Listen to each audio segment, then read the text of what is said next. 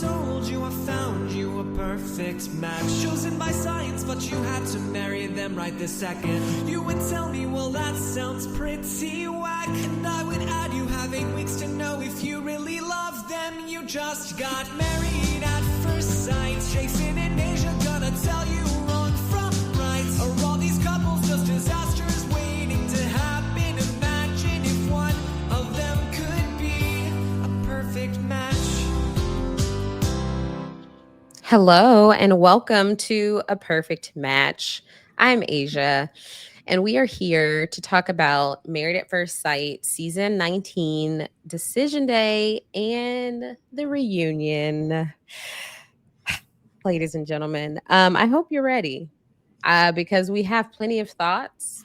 I mean, yeah, sometimes we are a man and woman of few words, but today I think we'll have plenty of thoughts about what we witnessed here. And I'm not alone. I'm here with my amazing co-host, Jason Reed. Jason, I need you to do one thing with me on the count of 3. Let's breathe in for 4 counts. 1, 2, 3. In. 1, 2, 3, 4. Out. 2, 3, 4. One more. In. 2, 3, 4. Out.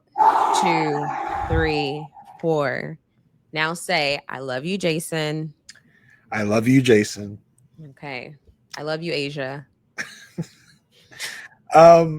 Yeah. The words that you said we're not people of a few words. The words I was thinking as soon as this ended, and if you have little kiddies listening, cover their ears.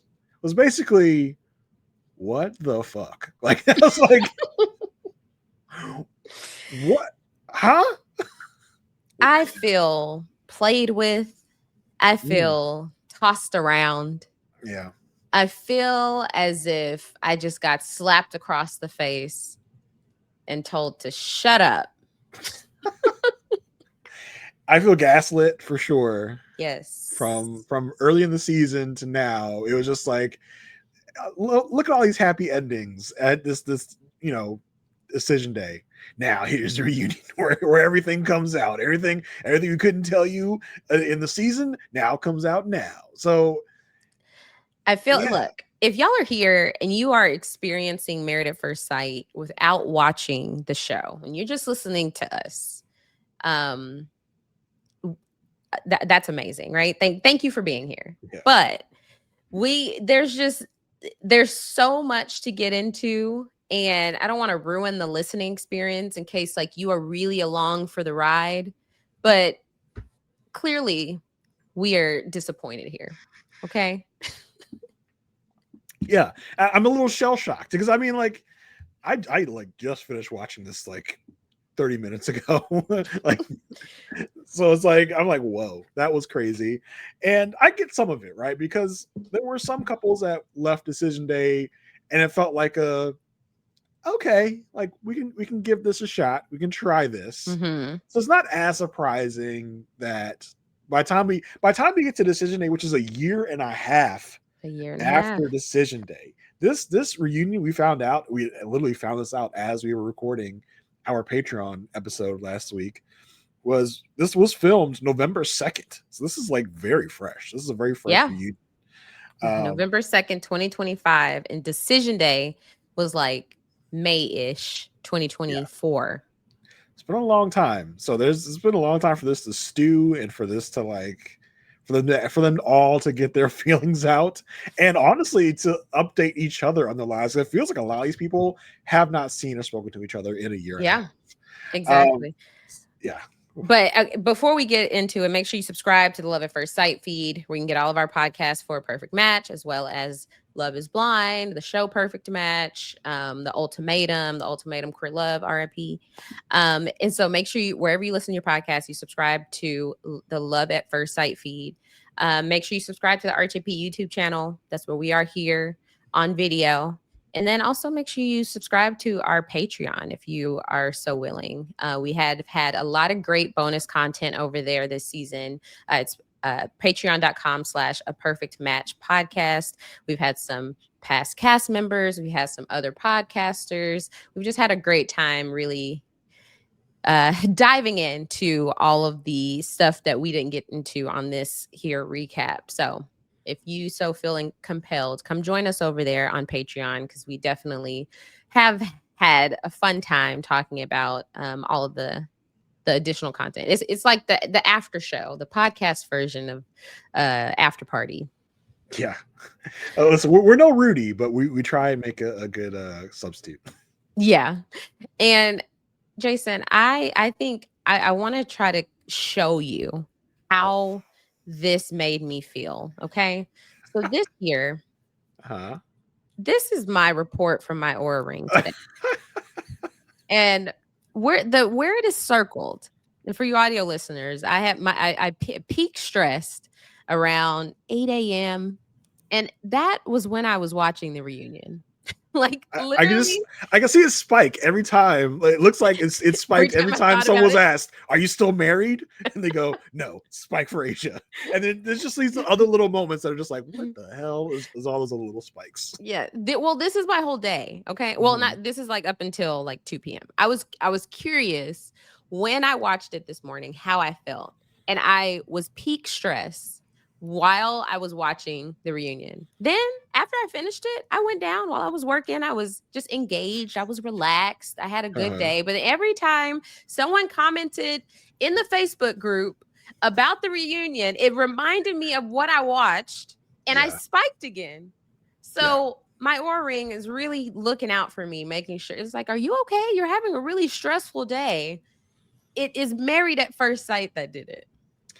Yeah. I mean, it's a very shocking development. I mean, listen, we predicted that all 5 couples would say yes on decision day. Yeah. So that part was like, okay, cool, awesome, cool. And then we get into this reunion, and then just like one by one, it's like bang, bang, bang, take them all down. It's like, God damn. And so it was definitely a tough watch. And then just to see the different levels of animosity that each couple had was also very interesting. I mean, not to bury the lead, but Jalen and Josh were probably one of the most shocking developments we got in this whole thing, especially how it ended. Listen, I'll go as far as to say how long Rhonda and Pat made it was more shocking. They were the last standing. It's like, who would have had that? No, they were the last couple standing. Well, no, they were second to last. Yeah, but the fact that the fact that she stated that they were together for 7 months, I was shocked. It helps when Pat was gone for a month, right? Like they had a little bit of a reprieve, I guess, because they weren't around each other. I would have given them the same timeline that some of these other couples did. Yeah, like you let the experts fly out of town and then you break up. But what we're gonna do, since there's so much, most of what we're gonna be talking about is the reunion. There is still a little to talk about from decision day. So we're going to get decision 8 out of the way first. Then we'll talk all about the reunion. So let's go ahead and get started. We didn't give the Facebook password. I don't. Oh, yes. Also, make sure, because I talked about Patreon, that threw me off from thinking about the Facebook group. Make sure you go subscribe to or join our Facebook group. We've had a great time in there. As I mentioned, people talking about it all throughout the day. So it's really nice to see when people are able to watch the show. But we do have a Facebook group called A Perfect Match Podcast. And there is a password to join. A lot of you join and don't put in a password, and then you can't come in because we don't know how you found us. And we don't know if you're going to come in dropping spoilers or something. Yeah. So make sure you put in the password and agree to the group rules. And this week, the password is I am the alpha. Sure is. Don't be jealous of a dog. You better run that household. Crazy, crazy, crazy. All right. Let's start off with the one couple that when we started this season, we thought they were going to be the boring couple, the couple that is like solid. You know, you had your hesitancies with Josh, rightfully so. We are now knowing. Yeah. But this couple, there were fireworks from the start. So Jalen and Josh, when we started decision day. I'm trying to switch us around, get us all pretty. There we go. So decision day is here. She's feeling really confident with her decision. He is riding to decision day. He's like, hopefully we both say yes. So I was like, okay, Perfect. we're on the right track here. There's no concerns, because we ended last episode with Will giving his early no, right? And so we're like, okay, these two seem to be on the same page. He's like, even with their ups and downs, they've had mostly ups, so he can rely on that. They give a flashback to their relationship. We see all of the good times, the bad times, and so we get to decision day, and they make it there. He's already in there. She walks in. He's like, oh my gosh, she's hot as always. She is hot as always. So we do know, like, that's the one thing they've always had going for them, is their physical attraction towards one another. Yep. So Pastor Cal points out their ups and downs. She's like, yeah, like, we have very different lifestyles. And Dr. Pepper's like, so do you mean like festivals and Burning Man? Dr. Pepper, who, as a reminder, is a third expert. She's been here since season 1. She is on this season. So now that you said that, we talked about a little bit on the Patreon, but we did get a little bit of inside info that basically that told us Dr. Pepper was there for filming. She filmed expert sessions. She met with couples. It just got left on the cutting room floor. Mm-hmm.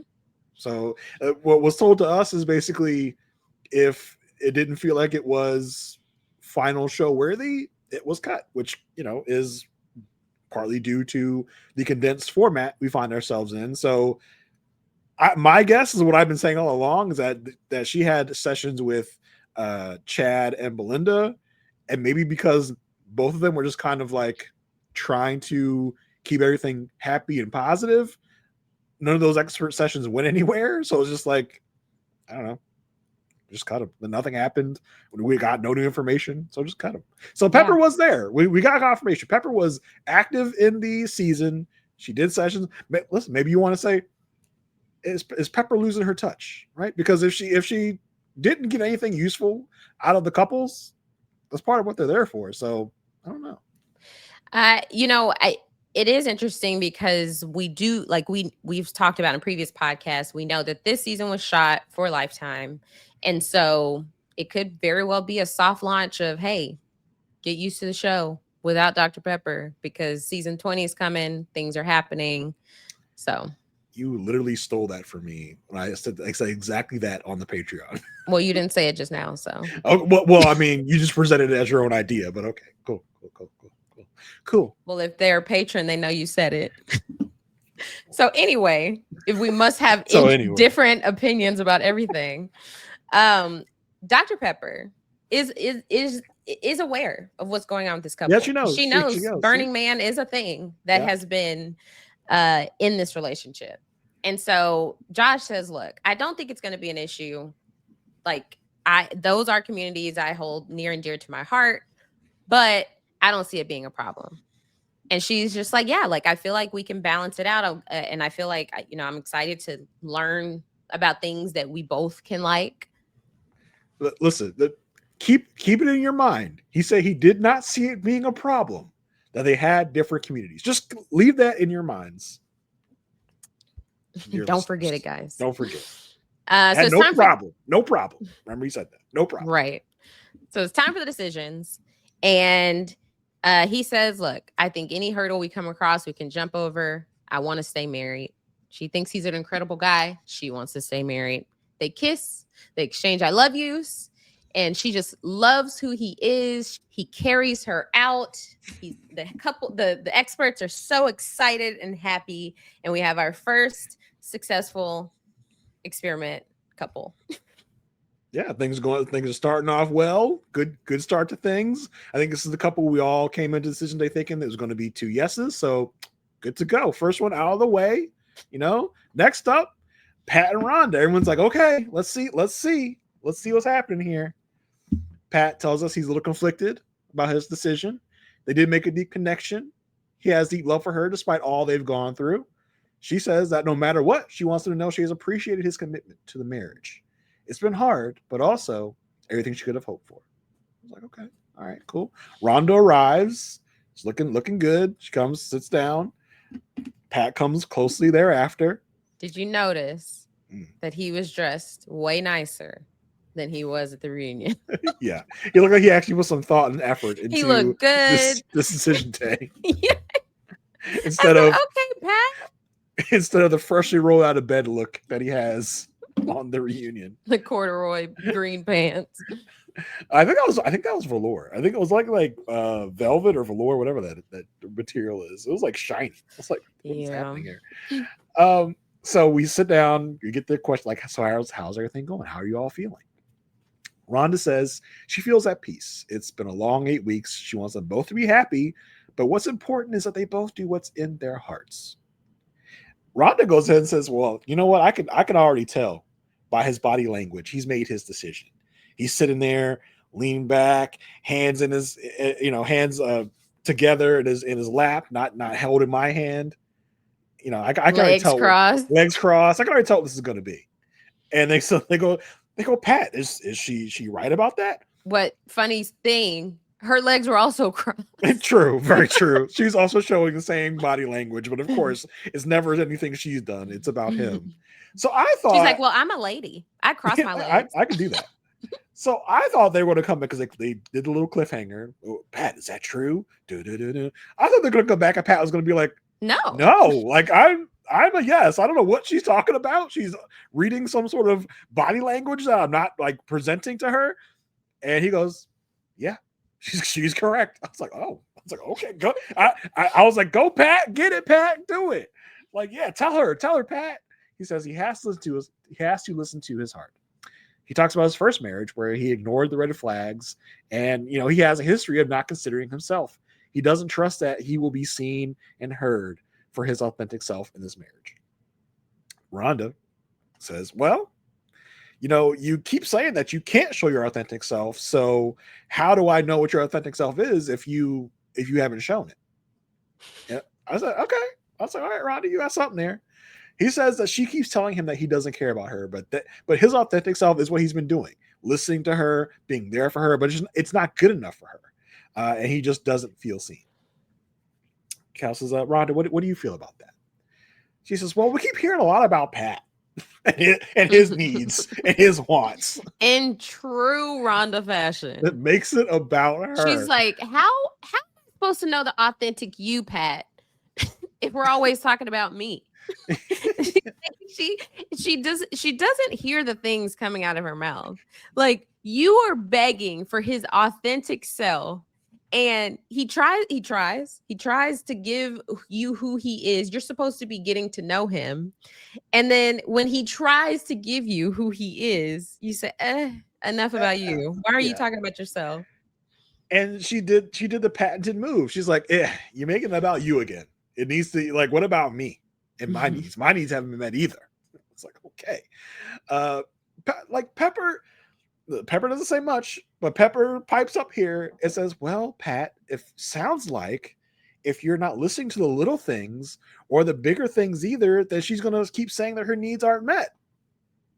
I was like, yeah, that's what everyone's been saying. So it's like Pepper just arrived. She's like, yeah, she's like, Pat, sounds like you're not listening to her. Right. Like, okay, Adrian, like you got your tip from Adrian there, Pepper. It's like, yeah, Pepper, thanks for that. That's what we've been saying. Cal tries to tell them, listen, we encourage people to focus on you only, what you focus on is what you experience the most. So we want you to focus on the good more than the bad. It's like, okay. Thank you, Pastor Cal. Again, I'm just like, what is this for? But I just feel like they did not focus in enough, and maybe they did and it was cut out, but they did not focus enough attention on Rhonda's selfishness in this relationship, where it was like, it was so hypocritical to just be like, Pat, you're doing all these things, Pat. It'd be like, the problem was she would have a point every so often, you know, broken clock is right twice a day, right? Mm-hmm. She would eat that one little thing where, oh, okay, she has this vulnerable moment. He doesn't respond to that specifically. But then it's clouded by every single time he responds. She's like, it always needs to be that. You always need to be responding. You always need to be asking about me. And in this moment, flipping it back to how she feels, it was like he is feeling this way because you don't acknowledge how he feels about things. Yeah. Like it's not just Rhonda's relationship. It is Rhonda and Pat's whole partnership. And I felt like the experts did not go in on her enough. They don't know. I don't think they know the extent. Yeah, because like I said, like, you know, Pat will try and say something that relates to her, and she'll be like, Mm-mm. now Pat, there are two people in this relationship, Pat. But she doesn't even do that herself. She only makes it about herself. She only makes it about what he's doing. She rarely takes accountability, rarely says that she's done anything wrong. It's all about what he has done. So the experts ask him, so what are you thankful for in this relationship? She says that she's thankful that she got someone that was vulnerable and was open. And she also says, you know, he made me coffee and we like to listen to music together. And he talks about the fact that he is drawn to her and how giving she is, and she does create fun, and he sees that wherever they go. So he's thankful for that aspect of their relationship. She says she doesn't intend for her frustration to push him away, and she knows she's working on it. I was like, okay, there's a little bit of accountability there. I hear you. I see it. I listen to it. And this really gets Pat. This gets Pat rethinking. Pat's like, well, see, now I'm feeling the tenderness from her that I would really appreciate. It's really helping me to rebuild trust. I was like, uh-oh. I said, oh no. Pat, you were right there. You were at the door, getting ready to open it. Just open it and run through. Don't turn back. Don't look Decision back. day basically lasted about 10 minutes too long. Yeah. Enough for Pat to be experts, like, what? If you didn't keep asking questions, experts, you could have got this done super fast. Pat would have been free, but no, we had to keep talking about it. So now it's like, you know what? I came in thinking no, but right now I'm on the fence. Rhonda says, well, I came in wanting to say yes, and now I feel like we're not on the same page. Like I thought we were on the same page, but apparently we're not. He says, you know, I think if we continue to keep working on things, we can meet each other earnestly. She literally, when he's saying this, she interrupts him. It says, listen to your heart. Even Pastor Cal said, what'd you say? I said, Rhonda, I thought we weren't interrupting people. I thought we weren't into that. I thought we were letting other people speak. What happened to that? Literally interrupted this man as he was speaking. So it's time for the decision. Pat says he wants to stay married. He wants to face his fears with her and find ways to be nurturing and supportive to one another. She says she came in here ready to say yes, but she doesn't feel as hopeful now. But there isn't a place in her heart that's ready to say no right now. She wants to see this through. I said, oh. Like, I honestly thought she was about to flip the script and be like, Pat, no, I cannot stay married to you. And just kind of like one more way to have the upper hand. Mm-hmm. But maybe she just couldn't do it in that moment. Yeah, she does say in the confessional that today feels more special than even the wedding day because today they actually chose each other. So a very like going from Jalen and Josh, which they both felt like a very like excited yes, to Rhonda and Pat that's now kind of like a reluctant yes, like yes, we'll give it a shot. Yes. We've had more than I think any other season when people coming in with one answer and then changing their answer through the decision day meeting. So, you know, it was already on thin ice after this point. Yeah. And they made the discovery that most couples make, like day one, we were, you know, we got lucky, but today we chose each other. Yeah. So, yeah, I'm like, yeah, that's the concept. Okay. Goodness. Okay. So let's go to our next couple. Megan and Derek. Okay. So we're at decision day. He says decision day looks differently for them, right? Because of this pregnancy. They're on their way in. She passed the venue where they got married. So like, oh, that's bringing back, you know, feelings. He feels really confident about his decision. We get the flashback to their relationship and, She comes in this red dress. He's like, wow, baby, you look nice. When he comes in, he has a red pocket, handkerchief or Pocket whatever. square. Yeah. And so they coordinated that. He knew she was going to wear red, so he, threw on the accent. They looked great together. And so he talks about how, like, they had arguments in the beginning, but they really found a way to communicate. And Pastor Cal's like, let's talk about children. Which is very interesting because we've heard the experts get debriefed, and this is something. Yeah, we get reports. They get a nice little summary, but that somehow this did not make it in the progress report. They did not find out until this very moment because of the genuine, like, this wasn't no fake. Oh, congrats. This was Pastor Cal leapt up, jumped out of his seat. Yeah. Because basically when he said, let's talk about children, Megan's like, all right, well, no one really knows this, but I'm pregnant. And he's like, are you serious? Yeah. Are you serious? And they jumped. He said, my man. He can't. See, you got that thing in, baby. You got it in. You raw dogged, boy. You raw dogged, didn't you? Dirty old Pastor Cal. But yeah, this is like, I think the production had to make a choice, right? They're like, I mean, really, what expert advice they're going to give them about having a baby right now, right? Or do we leave this moment for decision for this moment for them to be shocked like this? I think they made the right choice, right? Because really, are the experts' like advice really even heeded that often? What advice could they really give them? This is an unprecedented situation. Yeah. So Pastor Cal said, this is some maths first. Yeah, I agree with the choice not to tell the experts and to leave it for this moment, for them to be just like flabbergasted, to be like, what do you mean you're pregnant already? Mm-hmm. What do you mean? And yeah, Pastor Cal's reaction was worth the price of admission for sure, because it was really a really great moment. Yeah, so they jump up, they hug the experts. It's hugs all around. So they sit down, and Dr. Crow was like, "Well, now's the time to make the decision." She's like a robot. Like, I am programmed to ask like, you this question. What's the cue card say? Oh yeah, now is the time. And so he says he 100% wants to stay married to her. He loves her sense of humor, her big blue eyes. He thinks she's going to make an amazing mom. And she says he makes her a better person. She said she knows that he loves Zoe as much as he loves her. He said, yeah, sure. Yep, definitely.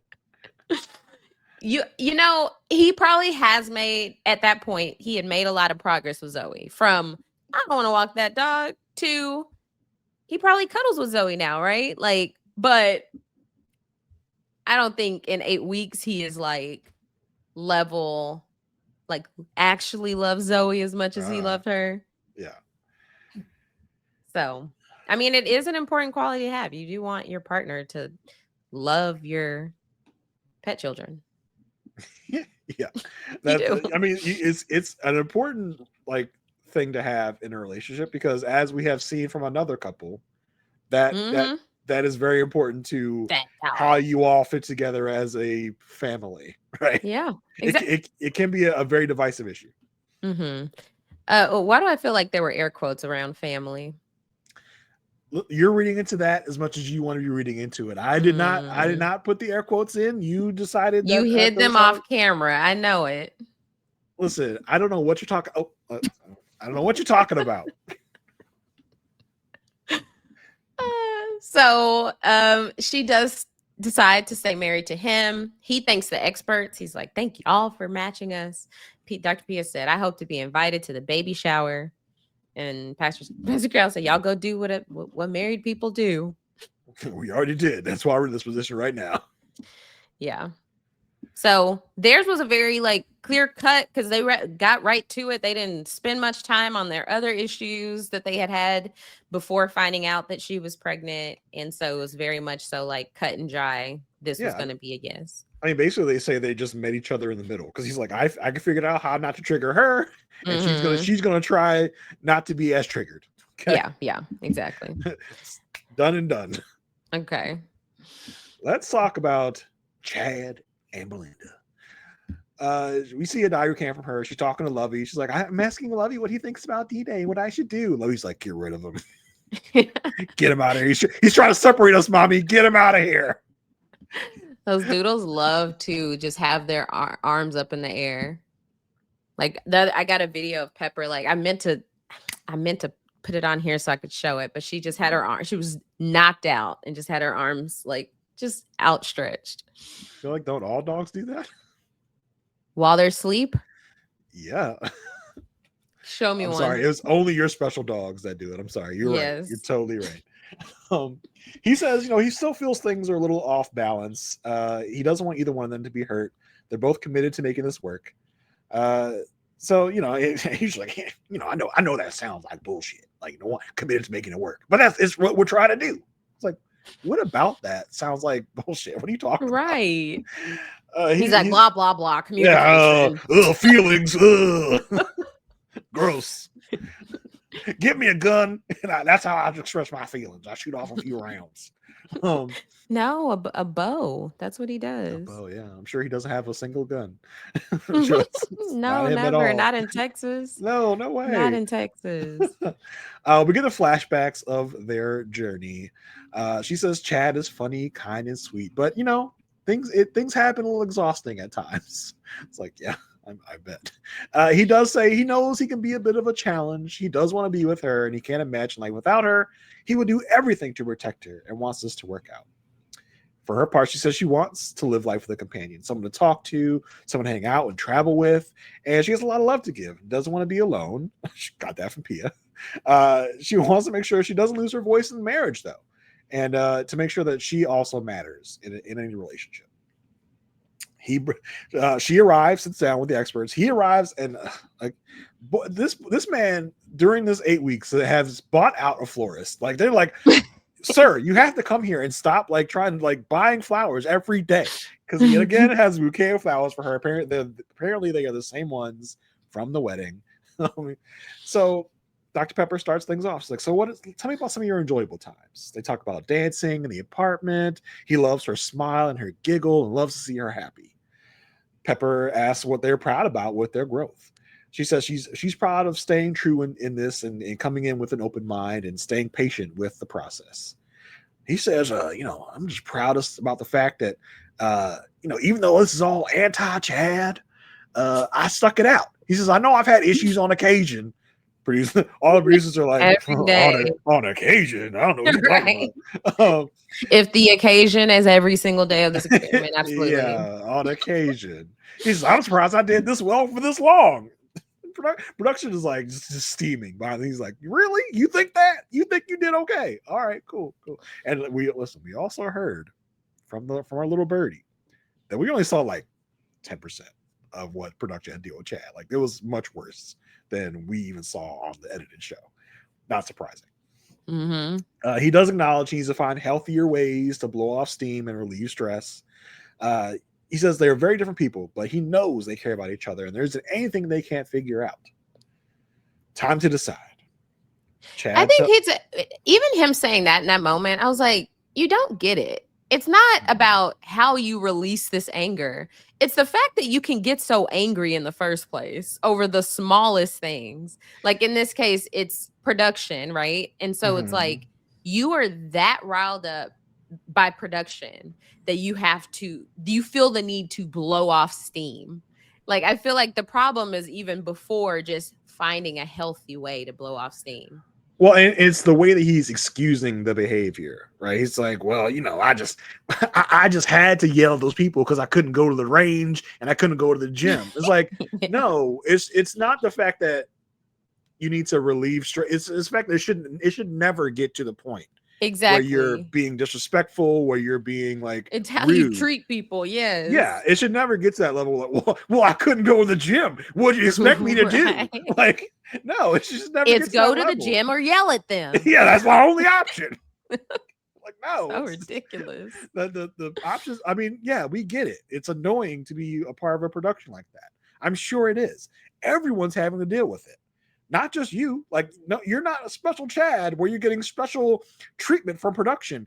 Everyone's dealing with the same stuff, but you're the only one that is blowing your top at production. So you need to figure that out in yourself. Yeah. Stop trying to like excuse it away or blame it on other things. Like, you need to figure that out. Work on it, bro. Work on it. So Chad is like, I want to stay married to you. I want to make this work. Chad makes a whole other production of it. He gets on bended knee, hands her the flower, literally takes her hand, because she's not grabbing the flower. She's like, here, take your hand, put on the flower, grab him, make a fist and grab him. Okay, take him. He's like, will you stay married to me? Look, I think you can only be pulling this move if you're Camille and Thomas. You walking it, you are an Amani and Woody. Like, you walking in here and it's a clear yes. You've had no problems. Y'all been on thin ice for weeks, and you had the nerve to ask her as if a no wasn't possible. Yeah, as if this is a new wedding proposal. This is a new thing. Like, this is like gonna be some grandstanding thing. You're gonna say yes. You're gonna hug. We're gonna just walk off into the sunset. Y'all have not had that experience. you haven't lived up to that yet. And she's like she literally's like,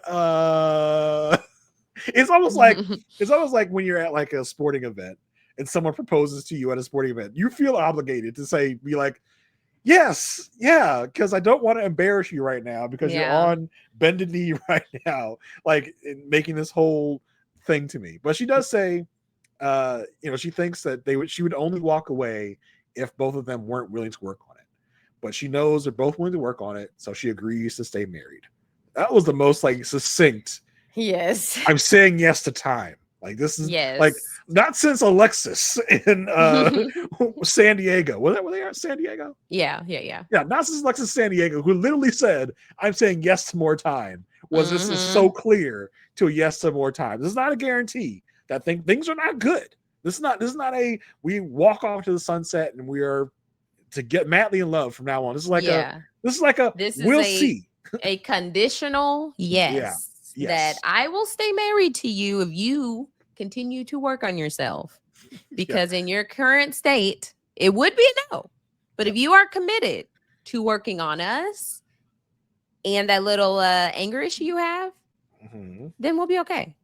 She says, as long as he's willing to keep working on himself and have the conversations, she is in this. Very important. Yeah. She said in a confession, she says there's still a lot of things we need to talk about, but hearing him say he's all in makes her feel good. She knows they care about each other and wants to make things work. Okay. All right. That is Chad and Belinda. I got called out in the Facebook group because apparently I say Melinda sometimes. Belinda. I think it's just so your B isn't clear. Like the B and the clear. M and the bass in your voice sound the same. Belinda. Belinda. Belinda. No, that sounded like me, Linda. All right. Last, certainly not least, we got Brittany and Will. So they left the biggest for last, where they gave us the teaser last episode of him telling her no. And so she's still shocked. I don't know why I expect them to like come right back with them. Of course they saved them for last. Of course. Yeah. And so she said like there's been no indication at this point until now that it wouldn't be a yes. But then he called her and he told her that he's going to say no. And so she really doesn't feel like she is in a good spot right now. He walks in first to decision day. He says hi to the experts. He said he's been all over the place. He's like, I did call her this morning and tell her my decision was no. Like, what? They were like, wait, you did what? You called her and said no. Do you know how, sir, you don't know how this works? I think Will thought he was going to get out of this. He was going to get out of having to go to decision day. They're like, no, like what? I told her my decision. It was no. We're done, right? Like, no, sir. Decision day just means call her and tell her my decision, right? Yeah, sir. You see here in your contract on page 8, paragraph 15, that you are obligated to sit down with these 3 experts on decision day on the couch. So yeah, get your ass in the truck. We're taking you to decision day. He's like, actually, I didn't read all that because I know more words than y'all. So there was actually nothing you could say in there that would impress me. So he says that he just hasn't been feeling, he feels that she hasn't felt anything from what he's been doing. And like he brings up how like he described love to her, what it meant to her. And then she's like, well, he was like, yeah, I told her that love means like showing up for her, making her happy.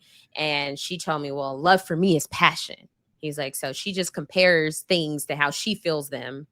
And it's like his feelings don't matter. And he says like, it hurts when she says that she's not the person for him. Pia goes, she said that to you? Yeah. It's like, Pia, y'all are supposed to know these things. That should have been in one of your reports. Yeah. You shouldn't be surprised at anything that's happening. Exactly. At this point, are they just the audience? Like y'all supposed to be the confidants, like the helpers. Like, wow, really? She said that? Like, how do you not know that? That was like a moment. Why y'all acting like Rudy? Like what? What? Tell me more. Yeah. And so she walks in, and like she looks great. They hug. She's already crying. And she's like, this is not what she was expecting. This is not what she was hoping.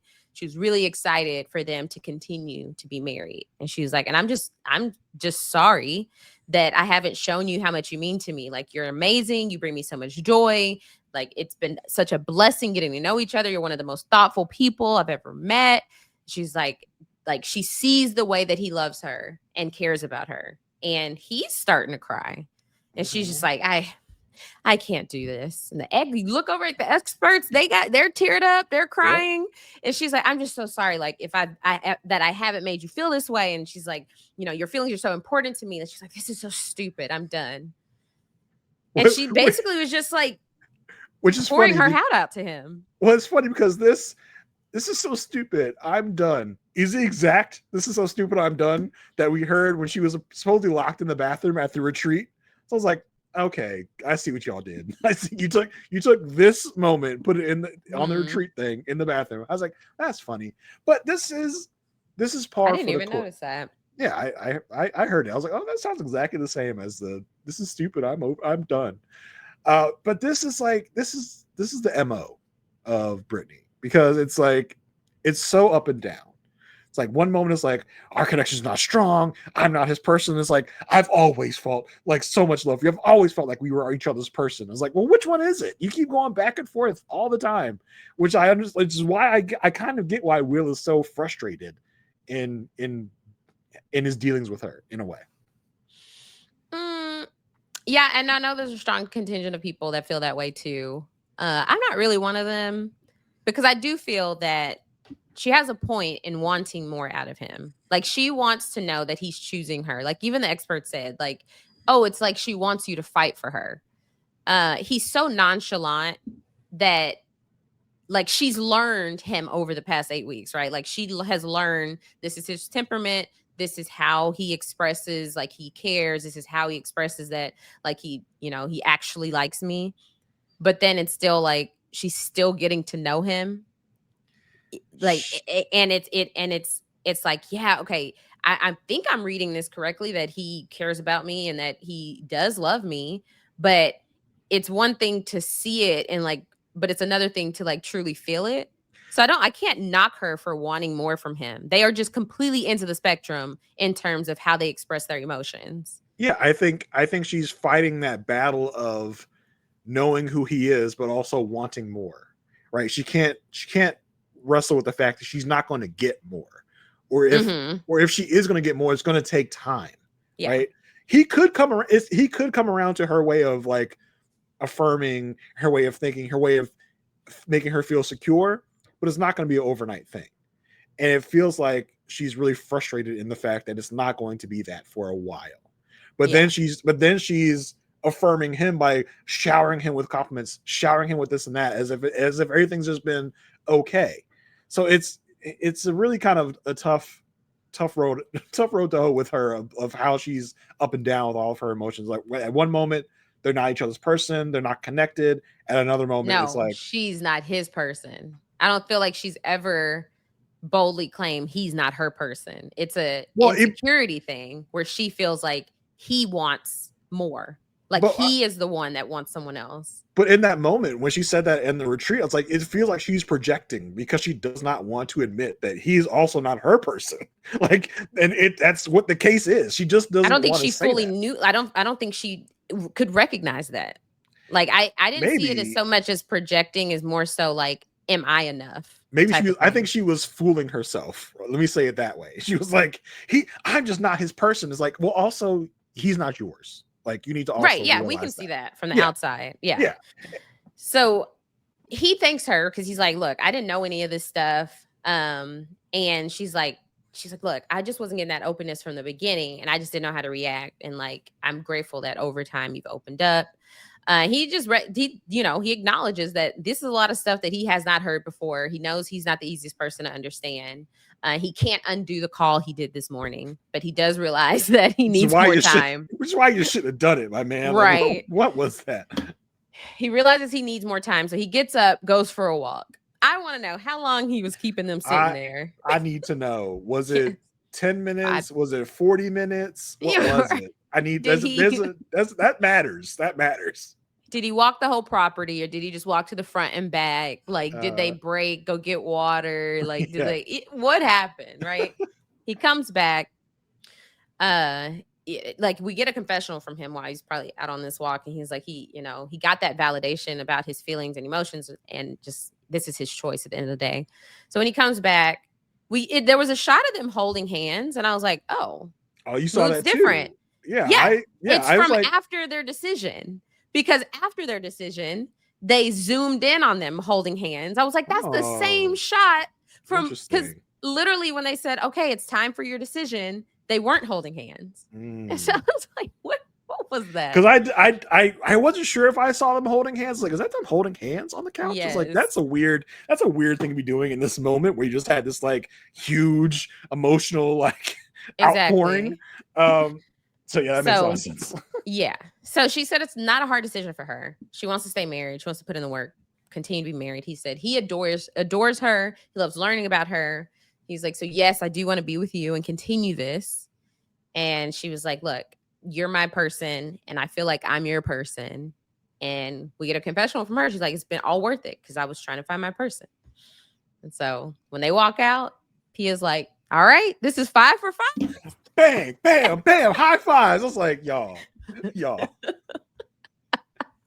Like, really? Y'all could like I think of three of the 5 couples, when they walk out, they'd be like, they should turn to each other like, that's not gonna last. Like that's right. Not, that was a yes for more time. Yeah, they act like they just sent 5 people into lifelong marriages.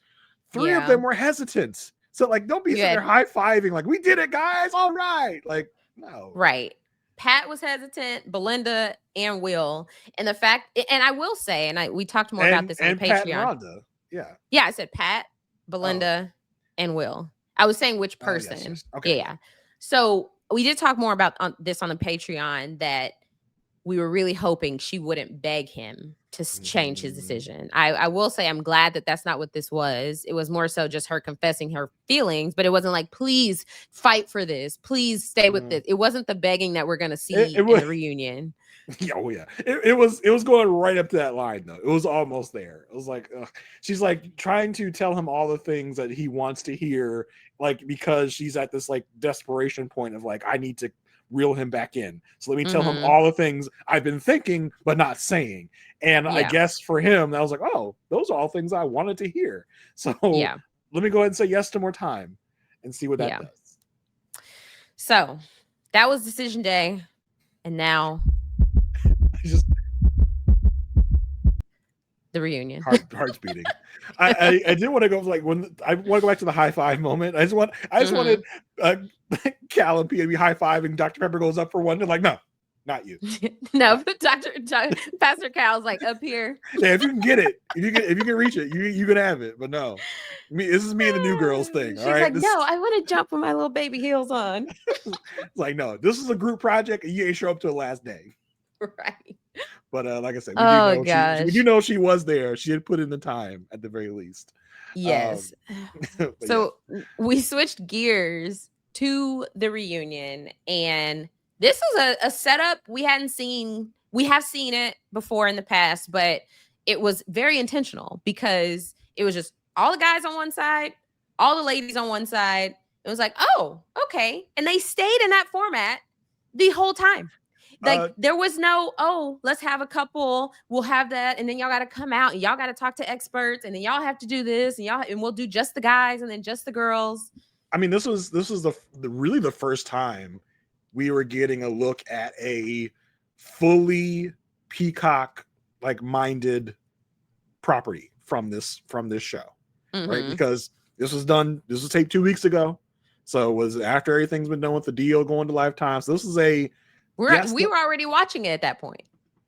Yeah, true. Like this is a yes, the production company is the same, but now we know that we're only having one part. We're not doing a 2-part extravaganza. We're not doing a 2-hour reunion. We're doing a 1 hour kind of bare bones reunion. That's what this was. We didn't get any friends or family showing up. We didn't get any, we didn't get the experts. So this is a very kind of bare bones, like almost a group discussion, weirdly, to be like, which is what a reunion is supposed to be. Honestly, let me just say, I loved this. I loved not the content, right? The format. I loved how it was just like everybody's on stage for everything. We get to hear what Megan's opinion on this other couple. We get to hear Jalen's opinion on Belinda and Chad. Like I love that, because if you're these people are close, like they have relationships with one another, so they're telling each other stuff. I don't need one couple on stage when there's other context in the background that could help. Yeah, I didn't think there was really anything of note that came from any other couple that really added much of anything. But I assume you feel differently. Yeah, like I felt like Josh was able to chime in with Belinda and Chad. I felt like Jalen was able to chime in with Belinda and Chad. You had other people chiming in with Will and Brittany. I just like them all being on stage at one time, like a true reunion. It was given very much. It was given very much Love Is Blind. It was like, this feels like exactly like a Love Is Blind reunion. 1,000 times better, because there was no 3-point shooting contest. There was no, oh, let's talk about the people who were going to be matched and didn't make it. Let's spend some time on those people you don't know. I loved if Love Is Blind could imitate this, where we can get some additional context of stuff that happened after the show or off camera, but focus on the couple. Yeah. And so I was glad that we got. I didn't leave this reunion with more questions than answers.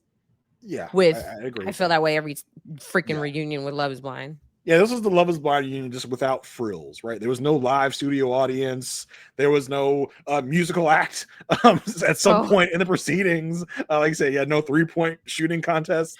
So it was it was a much quieter reunion, right? It was like a very kind of like, we're all going to sit here, we're all going to talk about the issues, and I think the fact that there was no successful couples to single out was helpful, because it was just like, all right, girls are on one side, boys on the other. It's going to stay that way because no one's together.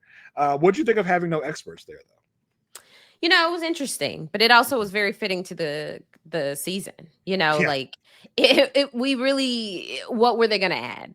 Like, I could see why it didn't work out. Or, I wish they would have fought. That would have been nice if they would have fought for it. But it was better to just hear from the couples, because it wasn't like the experts were involved in why they ended up, like, why all these couples ended up breaking up. Like, there was no, like, it makes sense during the season and when the reunion is closer to the end of the season. But with this, I was like, the experts, this season they didn't know what was going on, but they would have known just as much as us. They're like, oh, what?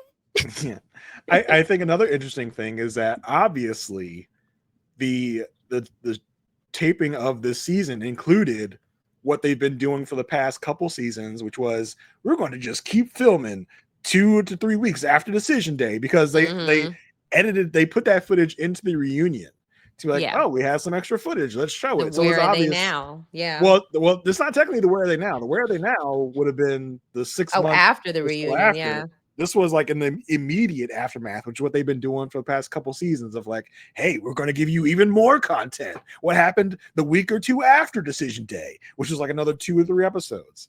Yeah.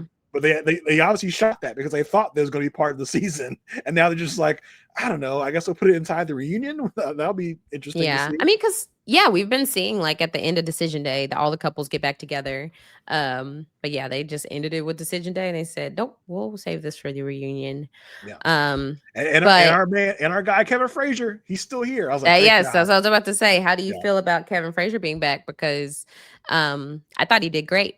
I love him as the reunion host. He did the damn thing. Loved it. Yeah. What they could add, what they could do, Kevin and Rudy. I'm just saying, Peacock, think about it.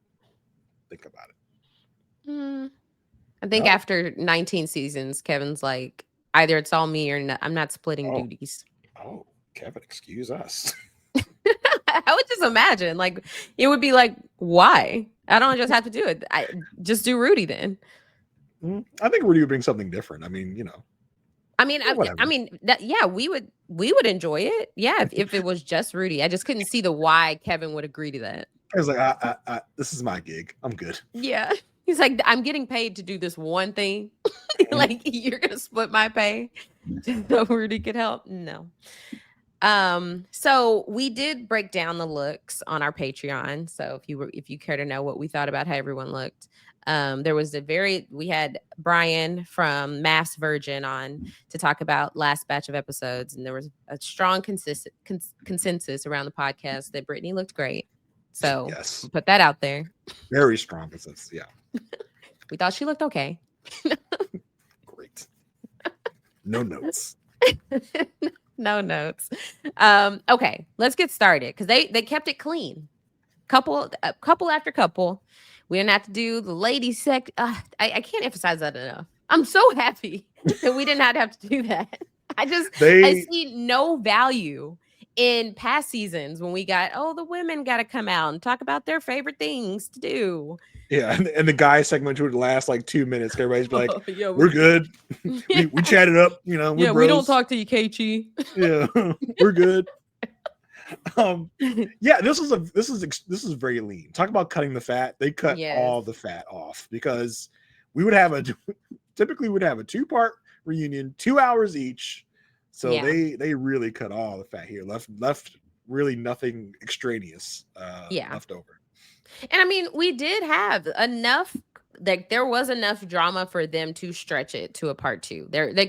We could have done that, right? So definitely like would have loved even more, if it's sad that it's over. Like, can't believe it's already over.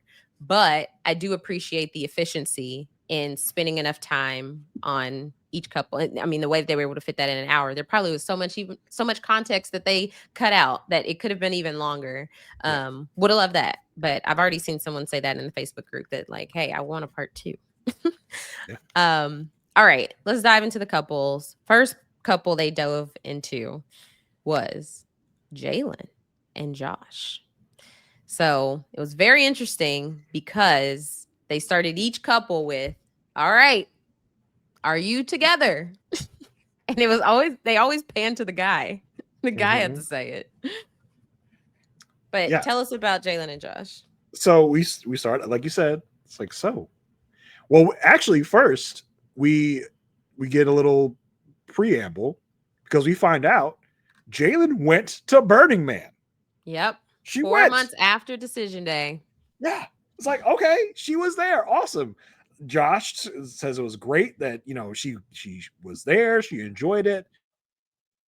She says, yeah, they really bonded a lot together. We see some footage of them at Burning Man. Pictures, building a tent. Yeah. Yeah. She's on a very, very wonderful get up at Burning Man. We see a picture of that. So yeah, she says we've been living off Celsius and hand sanitizer for a few days now. She says she really adapted to his life. She did all this for him, and she starts getting emotional, starts crying. Kevin says, "So Jalen, I noticed you're not wearing a ring." She says, "So let me ask you, are you still married?" She says, "No. We broke up 3 months ago. It was very out of nowhere."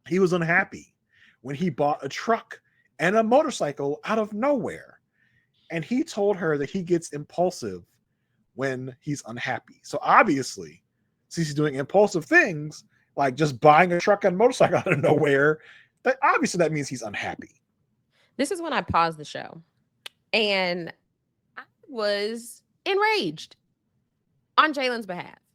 Because what are you talking about? Your actions, you're having to just, why am I doing these things? I can't control it. Oh, I'm paying for a motorcycle. I'm paying for a truck. What's wrong with me? Oh, it's Jalen because she's a 2 on the adventure scale. Oh, because she's done everything that I've asked of her. Oh, because she's been involved in every hobby that I have asked of her, but she's not into it the way that I like her to be into it. So yeah. And it's like, first of all, that you definitely have too much money. Okay. If you're just out here, let's just get that out there. Willy-nilly buying a truck and a motorcycle, like what? Wow. Okay. Just someone that should not be having this much money, obviously.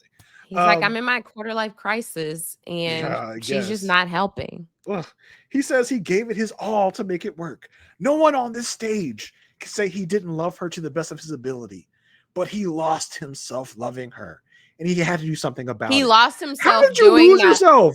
You did doing all the hobbies. You did everything you love. How did you lose yourself? How? You lost yourself doing all the hobbies you enjoy. Kevin asked him, so Josh, what was missing for you? He says he realized that all those things they were doing were really important to him, and he just wants his partner to have the same passions. Jalen, she took out a nail, put it on this man's head, and nailed it. She nailed his problem. She says the issue is Josh constantly needs to chase highs. Yep. He's constantly looking for the shiny new objects, and their relationship got old, right? They at that point had been together for over a year. He was bored and was like, on to the next one, and just throws things away like they are just nothing. Yeah, is what this is. And I was like, you nailed it on the head. Love that. Because it's just like, yes, I feel like he reached this point of boredom, and then he couldn't justify saying, oh, I'm just not that excited about this anymore. He had to come up with these fake reasons. Oh, she's a 2. She's not that adventurous. She doesn't love the things that I love the way that I love them. So it just can't work out. Like, stop making up reasons and man up and explain why you're feeling this way. And I'm so glad she clocked him in that way, because it was just like, that makes no sense. You're acting like you're 16 years old and you're breaking up with your high school girlfriend. Like, this is a divorce. Like, marriage is a commitment. Why did you do this show in the first place? Why did you think, oh, being married at first sight is a great idea for me? Because it was exciting. It was something that was like so exciting. Yeah. Don't do Love Is Blind. Yeah, but then the adrenaline wore off. He's like, not that into it. I mean, we heard from their little apartment cam footage of like, my friend said I jumped into this, like I jumped into the other thing. So he does this a lot. This is something that he does quite often, obviously. Meanwhile, I'm just so annoyed he wasted her time. Oh yes, for most of the women on this stage, it's like, why did you waste these women's time? And unfortunately, that is such a prevalent issue running around in the reality dating shows of like, why did you come here and waste this woman's time? Why are you playing in this woman's face? Yeah. So annoying. If only I was single, I could fix everything. Your wife is gonna hear you say that. No, she won't. She'll listen to this podcast. She's listening at the door like this. She's listening upstairs right now. She's like, I hear you. But while this is all going on, Will is constantly making faces. He's like, and it seems to be whenever Josh is talking, he's going like, what? That's not what I know. You know what? You know what this is called? And people call it clip farming. Being messy. No. People call it clip farming. It's like when you're making a face, like you're trying to be like a moment on TV. You're trying to make something viral or something. Right. Like that's what it looked like he was doing. And Kevin, thank the Lord for Kevin. Kevin looks at Will and says, Will, what is going on with your face right now? What is going on? Like you obviously have something you want to say. Will says, well, I mean, well, you just can't fix everything. It's like, what are you talking about? Like, what are you on right now? Like, go away from that. We'll leave that. We hear from Brittany and Megan that they're both shocked about the breakup. She did so much. She put herself out of her comfort zone for him. Josh acknowledges she did do the things that I liked. I will admit that. Right, he was like, yeah, she did go to Burning Man. And she's like, and I would have gone again. Yeah, we were planning to go again. She didn't even go and hate it. Yeah. She didn't even hate it. And he said, sorry, still not happy. Yeah, and he's like, she would keep asking me if I was happy, and I was, but then I realized I wasn't. Oh, because he bought a truck and a motorcycle. And it's like, sir, like marriage is peaks and valleys, right? It's not gonna. That's what he can't deal with the valleys. He needs to always be at a peak. And when there's any dip in a valley, he's like, nope, I'm out. I can't deal with this slight valley I have. I always need to be at a peak. And the crazy thing is, the valley for him was normal life. Mm-hmm, yeah, you know, it wasn't even a valley. It wasn't like they were having these hardships that they couldn't like get through. It was just like, dang, just living life. Yeah, was the valley for him. Like, this isn't as exciting as when we were swimming on sharks in Mexico. Yeah. Meanwhile, she keeps doing all this stuff for him that's like should be peaks. So he's like, you're not. He's like, it was exciting then, but then like you aren't the one coming up with these ideas. Mm-hmm. And he does apologize for how abrasive and abrupt he was. And Jalen says, it's not only that stuff; it's all the other little lies he would do. Like, he got a new assistant, and he would tell me that she was in her 40s when she's actually in her 20s. Josh flat out denies this ever happened. He's like, no, that was not a thing. So she's just making this up out of nowhere. She's just making up facts. This is quite a like elaborate lie to make up, Josh. Like, why would she do that? What would she got of that? We find out that Josh has already gone on a couple of dates. Ladies and gentlemen, for context, this happened in August. He's gone on a couple of dates since August after you were married for over a year. Like, are you serious? It's been 3 months. It has been 3 months, and you're just like, oh, on to the next one. Yeah. What is what? Literally, mate. Literally. And Jalen makes faces at this. I'll be like, oh, a couple of dates, huh? and it's like, oh, Jalen, do you know something else? So we have videos of Josh. He's on a date being all over some other woman. Then they showed us. They showed it. I was like, okay, I'm not sure what exactly this was supposed to do. I was just like, okay, it's not like he said he wasn't dating. So I guess I don't know what this is supposed to accomplish. This video. I think the fact that, well, for one, that's wild that he's doing that out in public while they're supposed to like be together. Be undercover, yeah. Yeah. Like from the viewer's perspective, he's with Jalen. Aysha, you would have seen that out in public, like, I wonder if he's still married. Well, yeah. Is he cheating? Because like, I mean, even Zach from Houston wasn't doing all that when I saw him when their season was airing. And I saw him at the club, I was like, and there was no indication either way. Where's that ring though? Yeah. So yes, they show the video. And then she says he also tried to get my friends to lie to me and not tell me that he was dating. He goes, no. Well, actually, to clarify, I did not tell your friends to lie to you. I just told them not to tell you that I was dating. Lie. That's not a lie. It's like, come on. I said that tells me everything I need to know about you. Oh yeah, he is. Yeah, Kevin's like, listen, if it was one of your dudes, you would expect them to tell you. He's like, no, I wouldn't. I definitely wouldn't. Jalen points out how he acted like he was just completely fine. She tells us that they even got a new dog and everything. Rocco. Well, she does say, listen, she's like, all this nonsense was worth it for me to get Rocco. She says, God put me and Josh together because God knew I needed Rocco. That's the biggest takeaway from this relationship is Rocco. I love Rocco. I love being Rocco's dog mommy. So listen, she got Rocco out of it. She's happy. I think she dodged a bullet by not spending more than the year and however months with Josh. And Josh is obviously an F boy who's like tries to be undercover as like a nice guy. Yeah. I don't even feel like he goes above and beyond though to seem like a nice guy.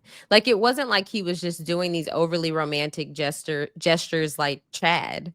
Like if you reflect on their wedding or their marriage, he did the romantic gesture of buying her that huge ass rock, just like Chad did. Okay, a few days in, I'm talking about like throughout their 8 weeks. It wasn't like we were seeing him as like the ideal husband. Well, I think he was giving her lip service at different times of like, oh, it's fine. Like, you don't have to go to Burning Man. And then, of course, he would like. And then she does. He's like, shoot, how do I break up now? Damn. Ooh, I got just, right he out was of just excuses. Had like just constantly moving the goalpost when the goalpost didn't matter. You know, she was playing a losing game. Yep. He didn't want this to work out. She obviously has gotten to know him really well to understand that he just is chasing the high, which we talked about that with the whole Burning Man obsession. Like that's not everyday life, you know? Like, yes, you can have these things you're excited for, but you know, imagine we're living for like the Survivor watch parties. Like, oh, you know, there's more to that. There's more to life than that. Like, yeah, okay, that's exciting to go. What if he was just like, well, listen, Jalen, I got a plan, right? What if we're technically still married, but we separate for about 5 or 6 months at a time, and then we come back together, and I'd be excited to miss you at that point, and it feel all new over again. Like it does feel like it was kind of like a like that switch of like, man, this is like, I've done this for how long now? Yeah, I think it's time to end it. It's if he was thinking that right in the moment, that they're like, I imagine them just being like poolside at some resort, and he's just sitting back thinking like, yeah, it's been too long. Oh my gosh, I think now is the time, and just turns to her and be like, yeah, it's over. Wow, like how do you do that? Honestly, like you said, this is you said the most surprising thing at the beginning. You said the most surprising thing was that they broke up so recently. Yeah. Well, so and the way it happened. Yeah. Yes. And in that, I will have to say, of the 5 husbands, he's probably the biggest disappointment. Because yeah, I feel like the others had their faults, maybe with the exception of Patrick. I don't love Derek. I don't love Derek right now. We'll get into that. But, No. I'm not on any of the husband's side. Let's make that clear. Let's make that crystal clear. I just like, if we had to rank disappointments.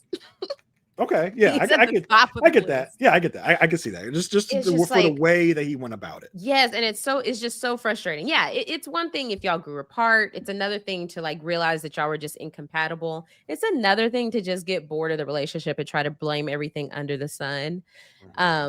But she has Rocco now. She did try to argue that Rocco is the cutest dog, and not when Pepper and Cinnamon are alive.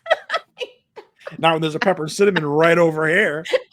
I mean, no, but look, you know, dog parents are always dogs are just gonna be, their dog is the apple of their eye. So it's hard for me to see any other way. It's hard for her to see any other way.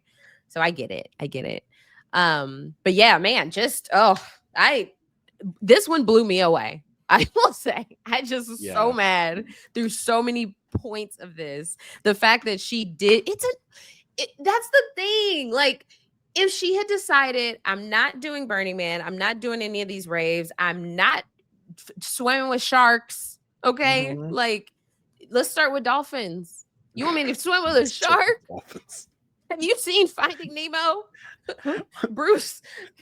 She's like, F you and your glow sticks at your stupid little raves, okay?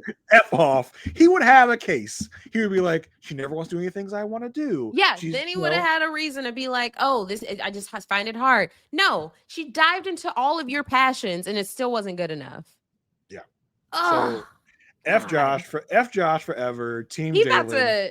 Look, We did a worst husbands Okay. Oh, ranking. okay. Listen, don't get caught up in the recency bias and forget. Oh, I will. Oh. Go ahead. Where are you rating them? We got some submissions this season. Oh yeah, for sure. It's wild. We're gonna have to revisit that. Update. We can revisit in a couple seasons. Update it with some new inserts. But goodness. Okay, sorry. Enough of Jalen and Josh. But I was just floored. Yeah. Boo, Josh. Tomato. Tomato. Team Jalen all the way. I mean, come on. Listen. Gosh. Put her on the second chances. Yes, give her mass second chances. Let's go. Let's do it. She says she's game. No, that was Brittany that said she was game. Jalen, I think, probably is game. She seems game. Yeah. She might be a 2 on the adventure scale, but I think let's do it. Look, here's the thing. Let's do a second chances and bring back just the five everyone. Well, not Rhonda. Rhonda does not need to be put on this thing. Everyone minus all the women minus Rhonda. We don't want to inflict anyone else. Rhonda to anyone else. Rhonda needs to be on that. What was that like? MILF Manor. Oh yeah, heck yeah. Maybe that's what she needs. A younger guy. She needs some fun loving, nothing too serious. It. Yeah, they'll ask her about her all day. As long as she's cashing them checks. Exactly. They'll say or not say whatever you want them to. Okay. All right. Let's talk about Belinda and Chad. Belinda and Chad. So they hit it. What are you saying? Yeah, go. No, go ahead. I thought I got confused. It's like I thought I was doing them, but you're doing them. You're doing them. Go ahead. So we start out with, are you guys still married? Drum roll, please. Chad says no. Oh Lord. Okay. I'm like, okay, what happened? Did they last 10 months, 6 months? Like what was the timeline? Like how, at what point did she realize she didn't want to be with him? So, she explained they got together the wedding night and, went out to the honeymoon. But as soon as they got to the apartment, their intimacy level changed. And, she's not typically an initiator, but she didn't get married to sleep alone. Which solves our mystery that we've been talking about the past couple of weeks was it a situation that he was just winding down in the living room and then not going to bed? Or was he just, sleeping in bed after the wind down? No, this man was sleeping on the couch. And she was sleeping in the bed. My man was drinking himself to sleep. Okay, and now you're saying that as if you said that for the first time. Because I said that on the Patreon and you were like, I knew I should have clipped it. I literally, when she said that, I paused it. I said, Sarah, I literally said that on the podcast. And Jason goes, why are you trying to act like, because I said, he literally is drinking himself to sleep. And you're like, why are you trying to act like that man's sleeping and then has the cup in his hand and she having to wake up? And I did think about that when she literally said I had to go and take. I did. I was like, damn, I did say, no, you're right. Yeah. I just imagine you saying to Sarah, like, Sarah, I told Jason this on the podcast. She's like, yep, you sure did. Just imagine Sarah co-signing everything you say. Like, you did, honey. You sure did. But we didn't know that. We didn't know that for a fact until right now. Look, I envisioned it. I knew that was what was happening. I saw it in my mind's eye. So he's like, look, I don't go to bed until about 1:30. If I even go to bed. He was like, I don't sleep. I was like, I don't sleep. I don't sleep. I'm a vampire. And so she said, look, there were points where he was falling asleep on the couch and she would have to go and wake up at like 2:30 a.m. and get the glass out of his hand. I said, oh my God. That's exactly what I imagined. That's a sad scene to conjure up. Right? I literally thought I was just making stuff up on the Patreon. And no, that's exactly what was happening. So she said she's not the type of person to love someone and not hold them accountable, which I love that she said that, because it's like, don't think you're just gonna marry me and think I'm gonna be this yes woman and just like that's what he wanted. Yeah, that's exactly what he wanted. She's like, no, I'm not gonna not hold you accountable. So what she said was, after decision day, She was supposed to be moving into Chad's place. Okay. Chad brought his cat down. She had Lovey. Lovey approached Chad and his cat, and his cat got a little spooked by that, or spooked, and spooked by that, and like jumped up on him and scratched him. Tell me you didn't watch Married First Sight San Diego without telling me you didn't watch Married First Sight San Diego. They said, we'll introduce them, however. It's okay. We learned a very valuable lesson in Married First Sight San Diego on how you should and should not introduce your pets. And just willy-nilly doing it in a confined space is not the way to do it. So the cat got scared, scratched Chad. Chad got triggered, said, that dog is untrained. He doesn't know how to behave. Yelled at her. And so she packed up. She said she went, got her stuff, and she left. She said, oh, no. Got her stuff and left. And that was a wrap. That was it.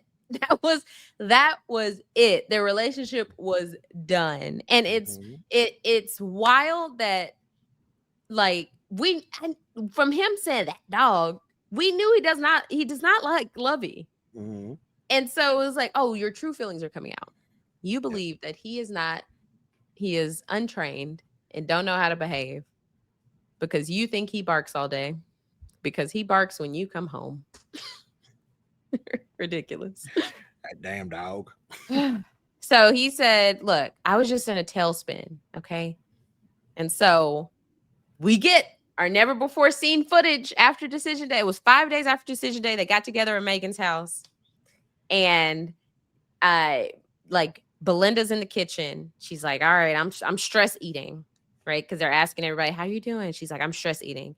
And we cut to the men talking. He's like, I tolerated that dog for 2 months. Said, I'm not going to play second fiddle to a dog. I'm the alpha in the house. Oh, I was like, oh my God. Like, bro, you okay? Are you okay? You're crashing out over this dog? Who in what world is Lovey the man of the house? Is Lovey providing for the household? Is he cooking y'all dinner? Lovey's just like, I'm just a dog, man. Like, I'm a floofy dog. That's all I am. I'm not even a pit bull. I'm a sissy dog. Like, that's just what I am. I'm a nice, fluffy, big dog. I'm not trying to threaten your place in this house. I'm just trying to live. I'm trying to get scratches. I'm trying to get belly rubs. I'm not coming for your spot, man. I'm not coming for your spot. Lovey just wants to play. He just wants treats, and he just wants to take naps and get some cuddles. And some head scratches every now and then, you know? Is that the alpha of the house? No. Like, I don't understand. It's like he's like, Belinda's my woman. Yeah. She ain't that dog's woman. I just imagine him, like, when they were in the apartment, like, standing at the door and watching, like, Belinda and Lovey cuddle up in the bed together. He's like, that's my spot. That dang dog's got my woman. She kissed that dog more than me. God, like, goodness. Are you serious? I'm the man of this house. I was like, so that's what's triggering you? That he said that dog is a trigger. And so they all get together. And they're asking, is like the men and the women are now together. This is all still just the never before seen footage. Mm-hmm. They're all together. And Chad says he's not saying nothing in front of like the cameras anymore. And they, like, at this point, they haven't seen each other, right? Since she decided not to move in. Yeah, I don't think so. This is the first time they're seeing each other since that, I think. Yeah. And so there's this like back and forth where Jalen has to defend her mom because she's like, no, she didn't say that. She was like, "Oh no, no, you're not.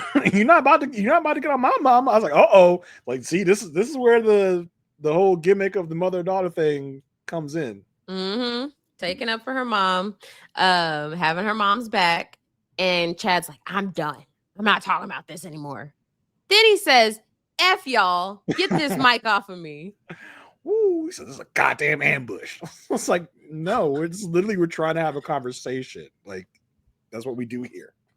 I was beside myself, honestly, because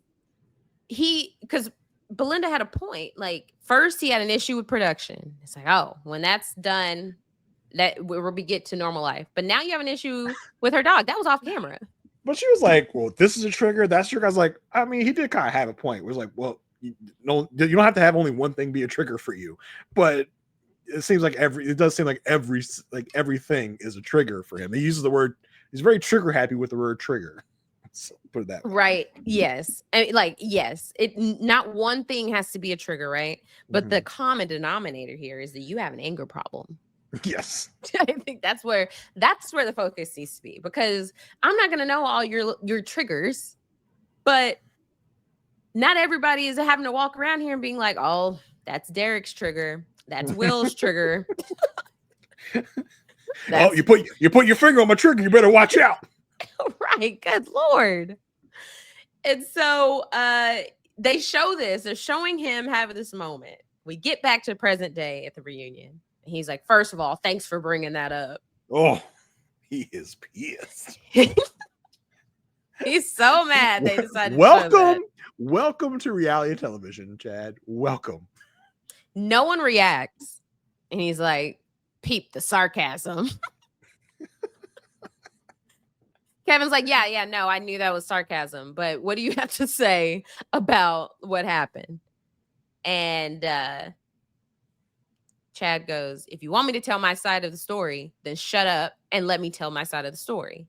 I was a little confused here because I thought the way that he said that was, I thought he was referring to, like, I think they wanted to make us think he was talking to Kevin. He was telling Kevin. But I thought in that moment he was like, that's how I was feeling in that moment that we just saw in the clip. Like these dang women wouldn't shut the hell up and let me talk. Like that's kind of what I thought he was saying. I don't think he was talking to Kevin in that moment. Based on Kevin's reaction, I don't think he was talking to Kevin either. Yeah, because I don't think Kevin would stand for that. Boy, you better watch who you talking to. Kevin's not letting anybody talk to him sideways. Kevin don't let nothing slide. Because Kevin sure enough did set Emily right, and then that reunion a couple seasons ago. Exactly. So I think if Chad trying to bow up to Kevin be like, we're not doing that. What you not about to do? That's not what we do. I've been there way longer than you. I am not the one or the two. Okay. Exactly. You might see the real Kevin now. So we go to commercial, we come back, and Kevin's like, look, I don't want you to feel like everybody's like jumping on you. And Chad's like, look, I'm sorry, if I could rewind it, like I would. I judge myself more here than anybody ever could. Then Megan, who rewind back to the beginning, said that, all the women are close. We're all really close to each other. I work under Chad. I was like, what? You mean like in a building? You work in the unit below his, or work for him? Yeah, exactly. I was like, wait.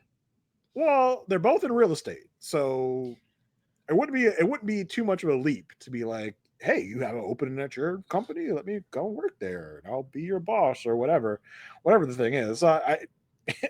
It does sound like he is her boss, because she for sure was sticking up for some Chad. She was she was like, hindsight's always 2020.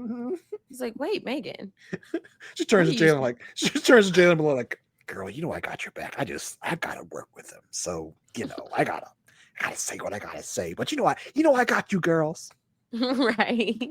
Like she winks at Belinda. Yeah. So I was like, okay. Interesting. I wonder what the deal is here. But yeah, I saw a lot of confusion in the Facebook group too, wondering under him, like physically, or like in the building under him. I think she meant that he's her boss. That's what I think that was to mean. That's so wild, because I thought she worked for Bristol Palin. Well, I think she worked with Bristol Palin, not for. Well, I thought Bristol was I thought she was the broker, and then she it was like Bristol Palin's team. Oh, I don't know nothing about that world, so I had looked into it because I was trying to see how they knew each other and like what proximity, but either way, she was sticking up for Chad a little bit in terms of like she does see him. They do have like some type of like cordial relationship, but. We get to Will saying, look, you're not your worst moment. Okay, Will. You better hope not, Will. 'Cause you got a Right? lot. Yeah. You got a lot of worse moments. Kevin was like, so Chad, why'd you do the show? He's like, well, nothing else worked. Okay. And I just got overwhelmed. And Patrick's like, look, I got a lot of texts from Chad. I knew he was having issues with production. Like, I knew he was having a hard time. But then Belinda chimes in because at this point, everybody else talking about their relationship. Belinda's like, look, it was a turnoff seeing how he treated people. And she talks about her previous marriage and walking on eggshells with the blowups and stuff. And so she felt manipulated by Chad to think that the producers wanted to do something in between their relationship. And she was like, she started to think if he's treating them this way, he eventually could treat me this way. Yeah. Which is what she saw with his blow up about Lovey going off on her. And so Kevin does bring up the mysterious text that he said he had with Josh. And had them Chad's like, we were just using each other's soundboards. And Josh was like, well, I actually don't remember the text. Me and Jalen didn't have any issues with production. Me and Jalen don't agree about much these days. We do agree that there's never a text. Right. We do agree that we love production. So yeah, don't pull us into that. Mm-hmm. We who.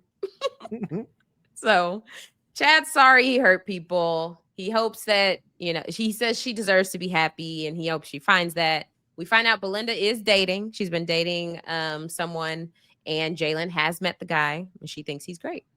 Yeah. Nice. So she's happy. Love that for Belinda. She deserves all the happiness in the world. Chad, you can go kick rocks. Go meet wife number 5, I guess. Con someone else into marrying you. Think Chad want to come on the podcast? Talk about his time? We'd love to have him on. Love to have you on, Chad. Bring it on. What would he say to us? He'd be like, we're like, all right, Chad, we're probably gonna we would just start talking about the first thing. He'd be like, well, listen, if y'all gonna start bringing up the past, I don't think I can do this. Like, if you can't just have a normal conversation. Yeah, I didn't know we were going to come on and talk about the show. I thought y'all were just trying to have a conversation. Like, Chad, this is a reality television podcast. That's what we do here. Well, I didn't know. Okay. What's this camera I got here shooting me? Chad, that's your webcam that you turned on. And I like introduce it. I'm like, okay, I'm here with my co-host Jason. He's like, I'm not gonna play second fiddle to Jason on this podcast. I'm the alpha on this podcast. Let's be clear. Asia is the alpha on this podcast. What do you mean? I just show up and ask you, what are we doing? Listen, they only knew. It was definitely the reverse. I have thoughts and opinions. Yeah. They did do this unnecessary, never before seen footage, which was seen. Like most of the things we saw in that never before seen footage package, we had seen before. Yes, the gag reel or whatever. Yeah, funny moments. Yeah, funny moments that we. Yeah, we said they left no fat on the carcass. This was the little bit of fat they left. Yes, like, we didn't need this. It's exactly. not necessary at all. All right, which couple did they dive into next? Let's talk about Brittany and Will. So yeah, we get the whole like, are you still married? No, they're not. Will's like, so Kevin says, so what is the status of your relationship? Will says, well, the status of the relationship is there isn't one. It's just so cool. It says, me and Brittany haven't spoken in a long time. Lacking a partnership.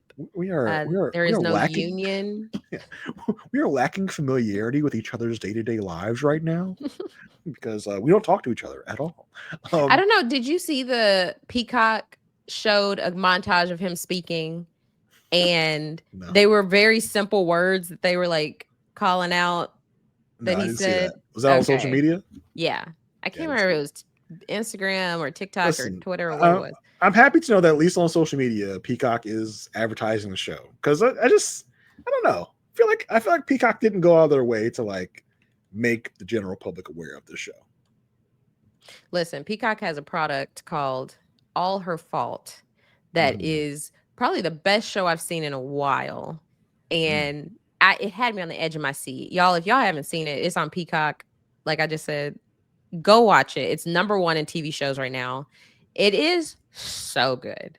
Like, I will talk to anyone about it now that I've finished. It was just the perfect, the pacing was perfect. I would just recommend it to everyone. Everyone, that's your homework. Go watch All Her Fault. And you know what? Funny thing is, we got a box from All Her Fault, y'all. Wouldn't you know it? Another robe. I would wear that. Okay, yes. So the status of the relationship is there isn't one. Okay. Kevin asked Brittany, so when's the last time you spoke to Will? She's I probably put it about 1.5 years. Now remember, they told us at the beginning of this, it's been 1.5 years since they taped the show. So it's like, so y'all didn't last for very long, you know, she says that the day after decision day, he left for work for a week. And then when he got back, he ended things. Insane. So Kevin asked, so if you edited it almost immediately, why not just say no on decision day? He says, well, he was very in the moment on the decision day couch. He didn't want to see her sad. And there were so many other things going on that he just decided in the moment it was best to just say yes to keep it going. Brittany does say she had an inkling that he was going to break it off when he came home, because when he got home, he was overly rude and stern when talking to her, and he broke it off with her. She says she did try to fight it. And we see some apartment footage, which is like, oh, Brittany, no. Brittany, no. She's basically like following him around the apartment as he's packing his bags. Very reminiscent, if you're a math historian, of Michaela and Zach on the retreats on the Houston season. Yeah. Him trying to leave, her trying to stop him, her trying to convince him. She says, please don't do this. Like, just tell me you love me. He's like, the talking is done. We can't do this anymore. I'm just done talking. Oh, it was quite a scene. I was like, oh no. Were they still it was sad. Were they still in the apartment, in the neutral apartment, or were this like, do you just think one of their apartments looks exactly like the neutral apartment? No, this had to be the neutral apartment because production wouldn't have access to their like Ring camera in the apartment. Yeah, true. Why are they still there if this was after decision day? Right. They probably give them a grace period, because that tells you how soon after this was. This isn't like Love Is Blind where they break up and like, all right, y'all got to get out of here right now. Yeah. Get all your stuff and leave. So yeah, we see that kind of sad moment where she's kind of like, just tell me you love me, please. She's just like, no, I gotta do that. Here. Yeah, he leaves. The part where she's like, we're not done talking. He's like, I'm done talking. Ooh.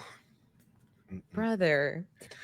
Why are you acting like y'all didn't just profess your love at decision? What was that for? At decision day? What was that for? Yep. Just you've already showed your hand. It's just like we were talking about on Squid Game, the challenge. Show your hand and commit to it. Like, you've already told her you were going to say no. Why change your mind? Like, especially if you're going to continue to feel that way. I think Will also is someone that very much gets inside of his own head. And he's had, like, because we see anytime he has some alone time, he obviously spirals into like these decisions of like, yeah, it's over, right? I should just break up with her, because like he went one day from the last day to decision day and decided he needed to break it off with her. He spent a week away from her for work and then decided he needed to break it off with her. And yeah, so it was rough. And we get now footage from what probably would have been the episode after decision day, where everyone's meeting up at a pool party. Will arrives as Brittany's already there, and he just kind of ignores her. Like, he talks to everyone else and really just kind of doesn't even talk to her at all. Yeah, which, I mean, if they haven't like, I'm wondering, it takes me back to what I just said with like, why say change your mind on decision day? Because it's like, it's in his mind, it feels like he's already been broken up with her for longer than in her mind. Mm-hmm. Yeah. So it's just like, when did that switch stop for him to where he knew like, this isn't something I'm committing to. Mm-hmm. So like, she Like he cut those, not even cut those feelings off. Those feelings just didn't progress the way that hers did. Yeah.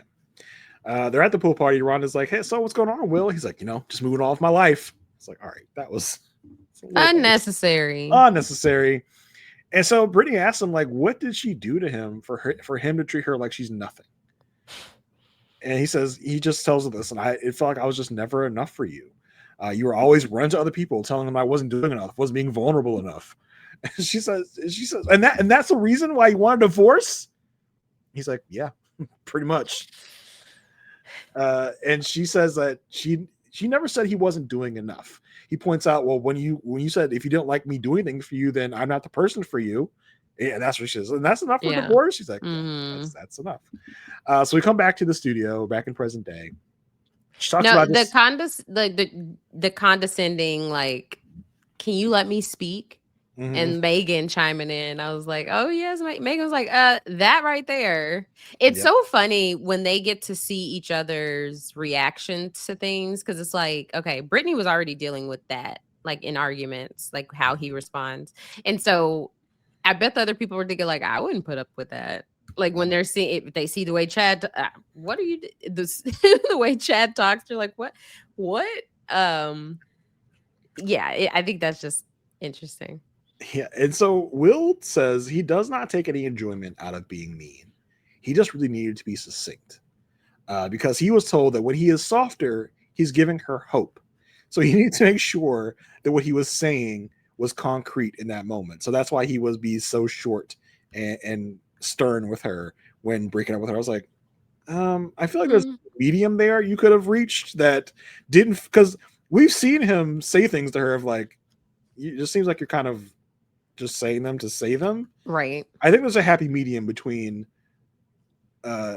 being too nice and mean. I feel like there's just like a very middle road you could use there. And I feel like he thought that his logic was sound. Yeah. Like, I know that I have to cut it off, and I've seen what's happened when, I don't, when I am too nice, because it may seem like I'm leading her on, but I saw this was the only route really for me to be as cold as possible. And for somebody that's so analytical and so logical, he comes to the wrong decision a lot. Because he only trusts his brain. Yeah, I think we need to stop saying like Will's so analytical, he's so smart. It's like, you do a lot of dumb stuff. Like I feel like if you're using logic, a lot of this stuff you shouldn't be doing. But either way, like to even care if, like, even in that moment, it's like nothing that she has been saying is resonating, because she wants more of him, right? Yeah. And he's taking it as, oh, so I don't matter. Like my feelings don't matter. When it's like, no, that's not at all what she's saying. And so even in this moment, like she still has feeling, like her feelings aren't going to go away overnight. And so the least you could do for someone who has fallen in love with you is treat them as a fellow human that you have spent a significant amount of time with for the last 2 months. But you're like, no, to break it off, I need her to hate me. Yeah, like I need to cut it. I need to make it like obvious that we're done. And I need to, it's almost like in those movies, especially like in the 90s, where they'd be like it's usually a boy and his dog movie where for whatever reason the boy has to like make the dog go like, I hate you, get out of here, I can't stand you. Like it's almost like he feels like he has to like be so blunt and mean to like get it clear to her that they're done. Where it's like, no, you don't have to do that. You can be empathetic, you can be sympathetic to what's going on here and realize that you are breaking a person's heart. You don't have to do that in a crappy way. So for Brittany's part, she's like, I wanted to keep fighting for it. I kept wanting to reach out, but Will says, well, when she did reach out, she said some rude things, so he decided to block her. So Kevin already knowing what the answer is, Kevin goes, so Brittany, after he blocked you, did you still try and keep in touch with him? Did you still try and get in contact with him? She says, yes. I wrote him a letter and I dropped it off at his house, talking about how much I loved him and how she thought they weren't fighting for this enough. Boy. Kevin asked Will, so Will, did you read the letter? He says, no. I was like, damn. That not even out of curiosity, like could you have at didn't least have to read the letter. respond, but Right. you didn't want to. You weren't nothing piqued your interest to just see Yeah. what she thought was deserving of her penmanship. You know, Yeah. like if someone writes me a letter, like even if it's my worst enemy, I'm gonna see. Okay, what Yeah. does it say? And so Will says, yeah, well, I wasn't there when she dropped off the letter, but I was told that she showed up at my house multiple times. I was told by the people in my leasing office that she showed up a few different times. Brittany's like, what? Me? No. You know what? I was visiting Jalen. That's what it No, was. don't even say it like that. You're saying it like you don't believe her. I mean, No. That's a perfectly logical thing. The people are like, "Oh, have you seen her before?" They're like, "Yeah, we've seen her here a few times." And he's like, "Oh gosh, like she's visiting me." No. If Jalen lives there, clearly they're all close. okay. Whatever you say. I'm not gonna I argue the point. refuse to let you paint her like that. Okay. Whatever. So yes. So we're kind of at the end of this now. We kind of exhausted everything here. Kevin says, anything to say to Will now? Brittany's like, no, I have nothing to say. Will says, well, I have something to say. Will says, I do apologize to you for not being present, not understanding how to hear you better. He says he knows he's too literal. They talk about how in all the ladies are like, yeah, when you would talk, we would get lost all the time because you would get We into didn't know such what you were these talking about. deep spirals. I have no idea what you were talking about. He does thank her for the journey. And Brittany was like, oh, that was kind of sweet. So let me say something nice now. She says she says she doesn't think that he was trying to hurt her feelings. She never questioned that whether he loved her or not. But she just keep trying to dig for more because she wouldn't get much from him. And she says basically it boiled down to a breakdown in communication. Kevin asks them, would either of them get married at first sight again? Brittany says yes. She says she's a lot more calm now and less reactionary, and she will never lose a desire to be married. Now, a lot of people seem to think that Brittany is in the next. They seem to have pegged Brittany and Jalen to be in the next season of Married at First Sight, even though they're in a totally different city. And they see it's like they saw a black woman with long hair, and they're like, "Oh, that must be Brittany." Right. They saw a short one with a brunette hair. Oh, that's Jalen. That's Like not y'all, you know how hard it is to fly from Texas to Seattle, which Seattle is supposedly the next season. It's not easy getting back. Like they're not unless they've both decided we're moving to Seattle. Yeah, It's not them. it's not them. But But it I was an interesting moment to be like, would you do it again? She's like, yeah, maybe they are going to like put her up like, all right, she's on the board for Married at First Sight, second chances. look, Peacock, I don't think they would be opposed to the spinoffs. They probably thought that was a good idea that they did spinoff. Don't do unmatchables, but That's terrible. the second chances, I will say of all the spinoffs, I enjoyed second chances the most. But I will say Brittany seemed pretty moved on. Like she handled this all really well. It wasn't like it was sparking up new emotions. It wasn't like the airing of it is like bringing back those old feelings or anything. Like she seemed perfectly content and the fact that she hasn't talked to him in a year and a half, it wasn't fresh like we're seeing the feelings with the other people in their relationships. It felt like, look, he is a thing of the past. She didn't cry once on the stage. Yeah. So I think she's good. I think she's unbothered. She's talked about, she talked about her support system and how she's doing so much better now. She did talk about her relationship with God. So I was like, okay, we were kind of wondering about the religious angle of this because we heard from him that he wasn't religious. She's referencing God now. So I was like, maybe that was I wonder if that was like a part of the story that just got like left on the cutting room floor. Yeah. So she says she's been to therapy, she's done this, she's done that, she got her support system, her girlies with her. Yeah. So I think she's in a much better place now, which is what she kind of says. She's in a better place to get married again if that does so happen to pop up. Yeah. I was proud of her through the session. Yeah. So yeah, hopefully they really were teeing off something and we'll see her again.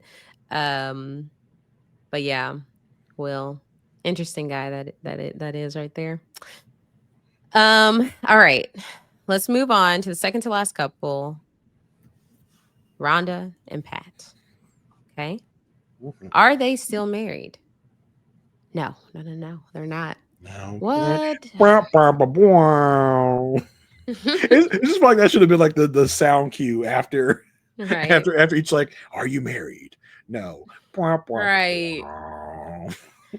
Oh my gosh. Yeah, they were together for 9 months. This is what I said. I thought they Shocking. took all the shock out of me.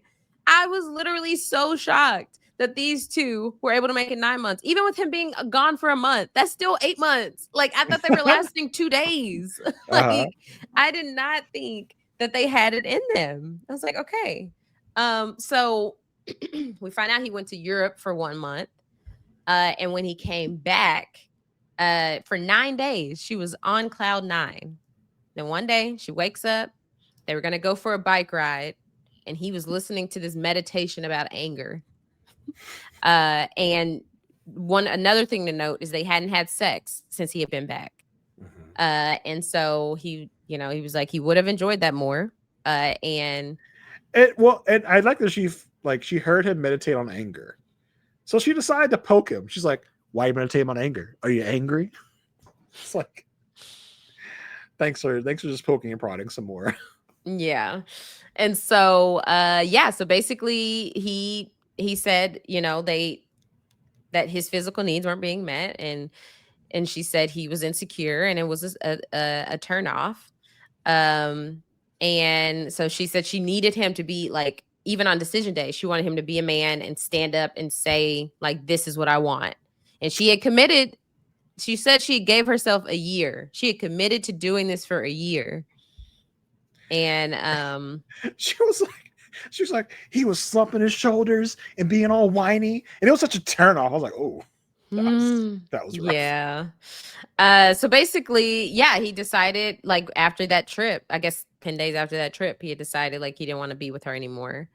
And he says, like, for her, or she said, intimacy is more than sex for her. And he was like, look, he don't feel worthy or wanted if he's not having sex. If we ain't getting it in, there's no point. And we've known that about Pat since the first episode. He broke up with his wife of 30 years because they weren't getting it in no more. So when the sex leaves, Pat leaves. That's what we've learned. Yeah. So she says she felt like he just wanted a wife, right? He just wanted this. He envisioned a wife, but not necessarily wanted her. And even after being together for 9 months, like, you would think he would start to want her specifically. But she said, like, she came into this looking for a connection, hoping to lead into intimacy, and she thinks he came into this looking for intimacy and then just like hoping for a connection. And so what he learned about all this is, like, he puts other people before him to his detriment. And he's like, it's kind of embarrassing, but I've made a habit out of saying I love you, Patrick, out loud. Oh man. And she learned that she has spent so much of her life trying to, like, being a single mom, she, like, is able to control the situation. So she realized in this relationship, she was trying to control the situation rather than just letting it flow. And so she learned to surrender. And I felt like Rhonda was being very self-reflective. I didn't feel like she was putting too much blame on him, but also acknowledging her own faults. And I was like, this is a different side of her. I thought it was interesting that we didn't really tackle the main issue in the reunion. I think they were probably one of the shorter segments in the reunion, and we didn't talk much about, like, the root problem here. We just talked about kind of Pat and how he just kind of, all these guys just really just cutting it at, like, at a moment's notice is so weird and bizarre to me. Like, it was almost like the same in every situation except for, like, Chad and Melinda, where that was like, that ended for different reasons. But Will just cut it, Josh cut it, Pat cut it, Derek, we were about to talk about, seemingly just cut it after nothing. So it was like, I told you, I'm anti-husband this season. And just the roller coaster you've been on this season, where it's like, the first part, like, oh, these men are so, like, they're so in touch with themselves, committed. They're so vulnerable. Yeah. Now how dumb are we? Here we are, back to where we've always been. Men suck, am I right? Yes. They all live in this fantasy world where it's just gonna be sparks flying every second. Is the what the who was it? From the Houston season. Brett was with Ryan. Ryan, that was something they talked about with like the experts, is like that he's looking for that spark or whatever. And I feel like all these husbands kind of envision that, but then their wives were so committed, so it was kind of like, okay, we can like faux work on things. And then literally none of the wives were the reason things ended. Yeah, Or or the initiator of the breakup. Yeah, there's all this talk about commitment and sticking it out, but then all these guys have just decided the first sign of trouble, out of here, boom. Yeah, so let's tackle our last couple, Derek and Megan. Yeah, we start in with Derek and Megan. Kevin is like, so how are things going? And Megan is immediately like crying. And she lets Kevin, I guess Kevin didn't know, she lets Kevin and us, the audience, know that she did lose the baby. She had a miscarriage. Yeah. Awful thing to go through. Mm-hmm. I know from experience, it's terrible. One of the worst things that could happen to you. They talk about how rough it was. They don't really answer the question yet of whether are these, you don't really know yet. Are you still married? Or you're not? We haven't gotten the question yet. They talk about being on such a high, being pregnant. And that's what they were thinking about this whole time. They were doing this experience or whatever. So Kevin does come out with it, says, are you guys still married? Still get a direct answer. They go, well, after the miscarriage, we did clash a lot. There were a lot of issues. We even, Megan even suggested they go to couples therapy to try and make it work. But then they had a really bad fight. And in this fight, Derek told Megan that he didn't love her anymore. And over the phone. Yeah. Megan says he broke with her over the phone and moved all of his stuff out a week later, and she has not seen him since. Y'all. Man. The audacity of every single man. Talk about turning into a pumpkin. Like this guy was like, by the end of the end of drop 1, we were like, oh, Derek, Prince Charming, he stepped up. Oh yeah, and now he's just a turd like all the rest of them. Oh my god! What is wrong? After y'all been through something that traumatic, yeah, like there's no, she doesn't deserve more than just, oh, I fell out of love with, like, I'm not in love with you anymore, and time to like work on the relationship. Or it's just like he saw therapy as like their attempt and then that's it. Yeah, and he literally tries to excuse this. He's like, well, there's never a good time to break up. So how long had it been looming, Derek? Yeah, but there's not a good time to break up, but there's a good way to break up, and this is not it. Doing it over the phone, no. He says it's always going to be hard, and again, it's almost as if they were dating. He thought it would just be this easy. We don't go together no more, Megan. We're not doing this anymore. He knew that she was not the right person for him, and vice versa, and he had to be true to himself, and they had to be true to each other.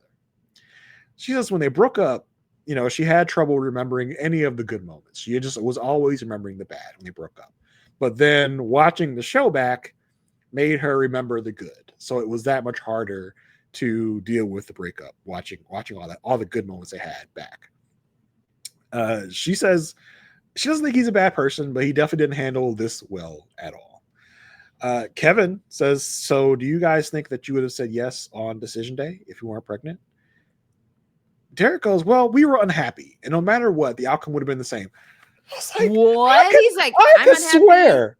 I could swear in the last hour, I heard you talk about the fact that you were so happy with Megan, that she's the best thing that ever happened to you, and this and that. But now you were unhappy the whole time. Like, okay, Derek. You know what it is? And not to spoil, the what you're gonna say later, but he is now at this reunion and has been in a relationship for 7 months. I think he's created this reality for him that like, oh, like we only said yes because of, the pregnancy at the time. Like really wasn't all that. Like and he's deep into this relationship at this right now. And it's like now at this reunion, he has to stay true to what he has presented to this woman who hasn't seen the show or is watching the show. Like, imagine you're in a relationship and you got to watch yourself with someone else. He's out here performing for his new girl. Like, girl, that meant nothing. It's all about you. You're the one. You're the one for me. She never meant anything. Like, I'm like, do I need to scroll up in my notes for all the things that you said at all Decision the good, Day? nice stuff? Yeah. And so Megan obviously just like deservedly takes offense to this. She's like, oh, like so you're just disrespecting the whole thing. You're demeaning the whole relationship. It's just, it's upsetting to hear this, what he's saying now. And you're taking away all the good. It just feels very cold. She says, well, it's fine because she doesn't want to be with someone that doesn't want to be with her anyway. Look at Brittany. Right, Brittany? Brittany's like, well, I didn't try to like send a courier pigeon, but about the only thing she didn't. That's about the only thing she didn't do. Megan says she knows she's I feel like she's talking to the audience at this point. She says, listen, I know I have a lot to work on, but I am dedicated to being a better person, and I know I'm a catch. Derek says he knows she's a great person, deserves love, hopes the best for her. She returns it. Find out Derek has been dating. It's been great. It's been about 7 months. He said, and what really infuriated me in this moment was he goes, yeah, she's really excited to be a mom. I think I will go as far as to say, like, yes, his name is escaping me. Derek? Josh. No, yes, Josh was the biggest disappointment. But Derek said the most insensitive comment. Oh, I wanted to go through the screen and choke his ass. Literally, when he said that, I was like, are you so serious right now? Oh, across from the woman that we just, you didn't forget, like, we just talked about it. We just discussed how y'all experienced, this miscarriage. Yeah. And now you're saying that your new girlfriend would be a great mom? In what context does that help this situation? Nah, it was unexcusable. It was despicable, and it really made me give a good hate onto Derek now. Like, to say that in her face like that was so terrible. He's like, yeah, we love each other so much. It's like, go it was just rocks. So insensitive. Go kick rocks with open-toed shoes. You know what I'm saying? Like, I couldn't stand that. She says, well, it's funny. You've been in a relationship for 7 months, but I saw you on Raya 2 months ago. Which Raya's the dating app for like famous people, right? They let anybody on. All you need is a little recommendation. It's just like, trust me, I know. No, I'm not. I've been in a relationship over a year. I mean, Raya's not only a year old. You could have been on Raya before Sarah. No. But I have friends that are on Raya that haven't been on anything. Like, if only I'd been on Survivor before this relationship, I could have been on Raya. I could have been a Survivor on Raya. I feel like, Raya is one of those, if you have a recommendation, you can get on it. Because she's like, well, I don't know. You say you already been in a relationship for 7 months. You were on Raya 2 months ago. That math's not mathing, Derek. And she's like, it's not shade. I'm just being honest. Kevin's like, he didn't clear that up enough for me. Kevin's like, Derek, you weren't really on Raya 2 months ago, right? Derek's like, no, not at all. No, I think he said you're no longer on Raya, right? And he's like, no. And so he's like, okay, currently, or like what? So what did she do 2 months ago? Did you forget to delete your profile, or somebody's catfishing you, or you were on it? What's going on? No real answer. She says there's no ill will between them. She hopes he has his 3 babies. And that's the other thing. When he goes, she's really excited to be a mom. As if Megan wasn't excited to be a mom. She told you several times she wanted to be a mom. Yeah. Like, can't stand him. So yeah, no ill will, hopes he has his 3 babies. she's Megan goes, "Hey, yeah, me and Brittany, we're planning our families. We already picked out a neighborhood we're all going to live in." And Jalen's like, me too. Like, yeah, yep, Jalen too. Jalen's gonna come with us. Yes. The girls like, yeah, we're all just a big old tribe. And Chad goes, well, the boys, we like each other too. So it's not just the girls. We all get along, the boys too. I was like, it has really turned to like a boys versus girl thing again. Like, how is this Yeah. again? The gender war that was Because how do you, I feel like, okay, Houston found the sweet spot, right? Where like Mirla was friends with Johnny, but then also friends with the other girl, Rachel. Rachel. And but I think that it's hard because okay, if you're going to be friends with another like, especially in a situation where they're all divorced, right? Okay, if Megan wants to be friends with Chad, can she also be close to Belinda when Belinda don't really care for Chad? So you got to pick a person. So it just becomes too complicated. So it just makes it easier to stay on your side. Yeah, just everyone stay on their side of the fence. We'll be all good. It really got Rhonda seems like she's on the periphery of the girls' tribe though, because well, no, she was like, me and Belinda will be traveling the world. Yeah. Belinda's like, well, okay, sure, maybe. I don't know. Belinda's not like, yeah, girl, she's like, yeah, sure. I'll travel to Round Rock Donuts with you. Yeah. All my Texas people know Round Rock Donuts, the best donuts out there.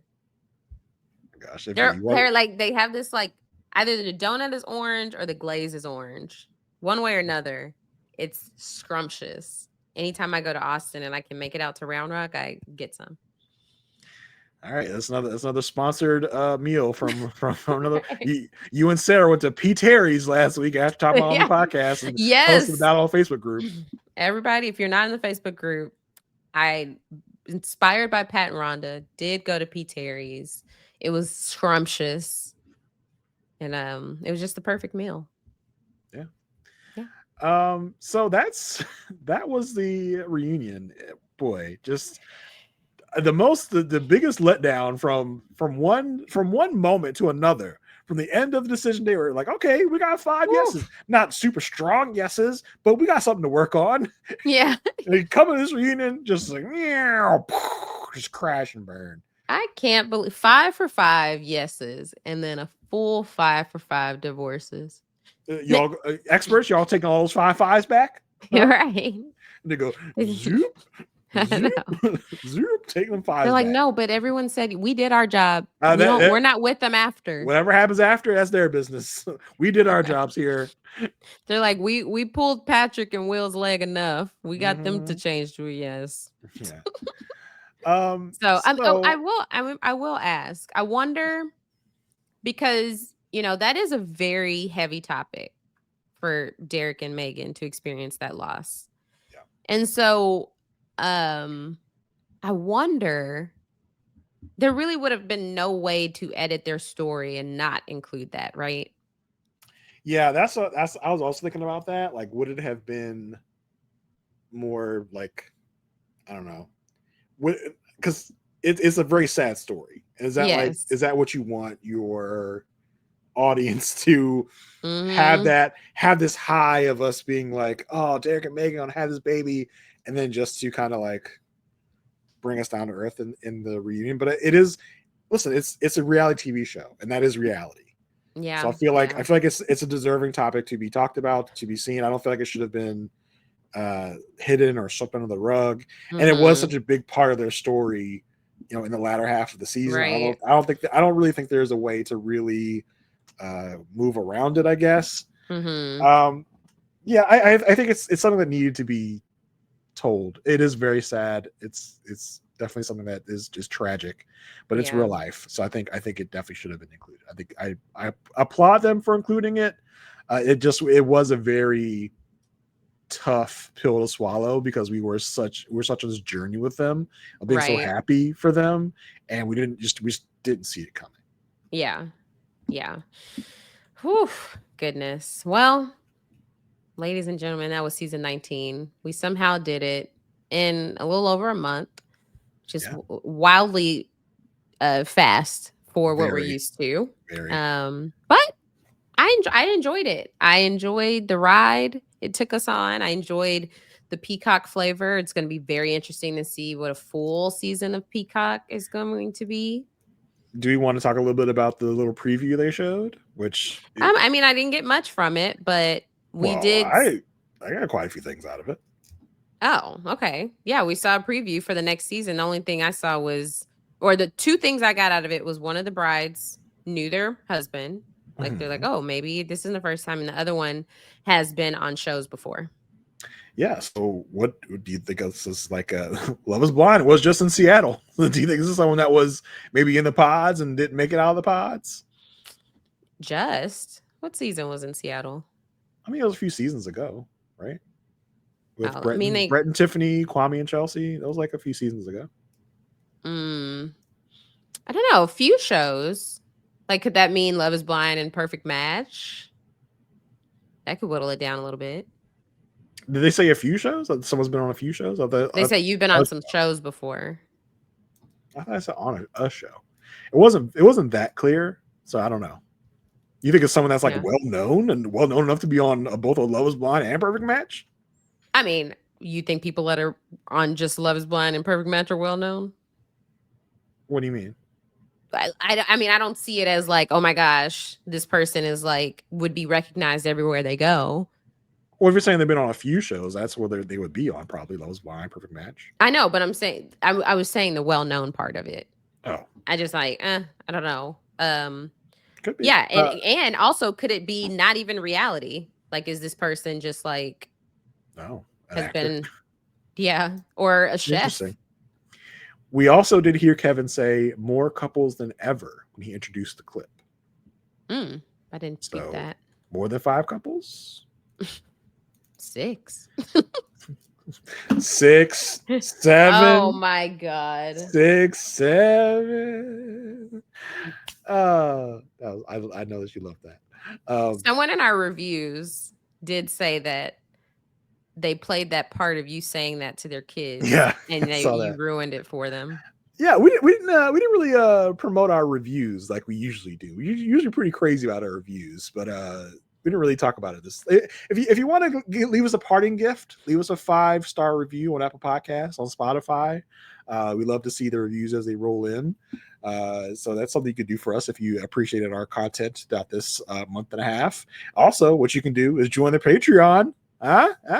Where we'll be continuing Married at First Sight coverage. You're going to be doing a little blast from the past like we've been doing for all these many months.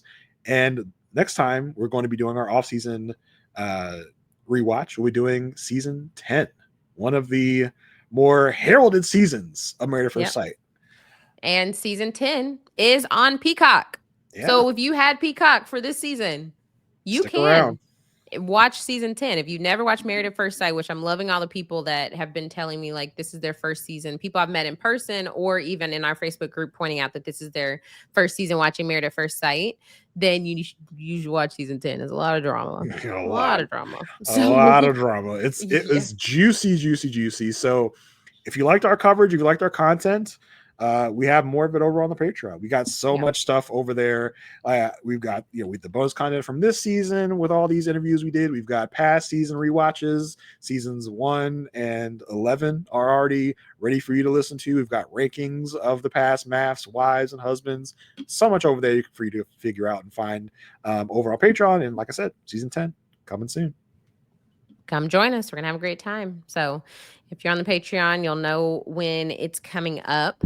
But yes, thank y'all so much for sticking with us. Hopefully you enjoyed this ride. We definitely had a great time. Leave us some comments on the YouTube video.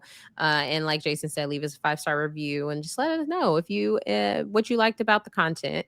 And yeah, subscribe to our feed. So we don't know the date for season 20, but I was hoping, man. I was hoping. He was just like next year. I was like, okay, like next year is a very wide range. Yeah.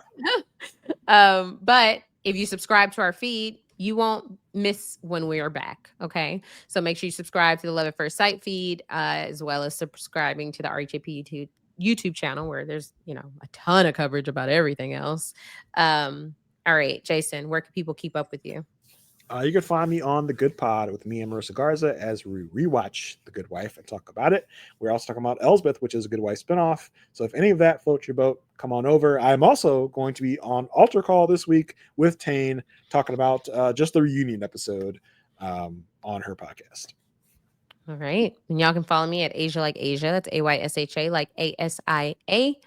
And yeah, I mean, I'll be over on Patreon talking about everything. So come, I'm most active on Instagram. So come give me a follow there. But thank y'all so much for sticking with us this season. We really enjoyed it. We had a great time. Hopefully you did too. And we'll see y'all next season, or we'll see you over on Patreon. All right. Bye.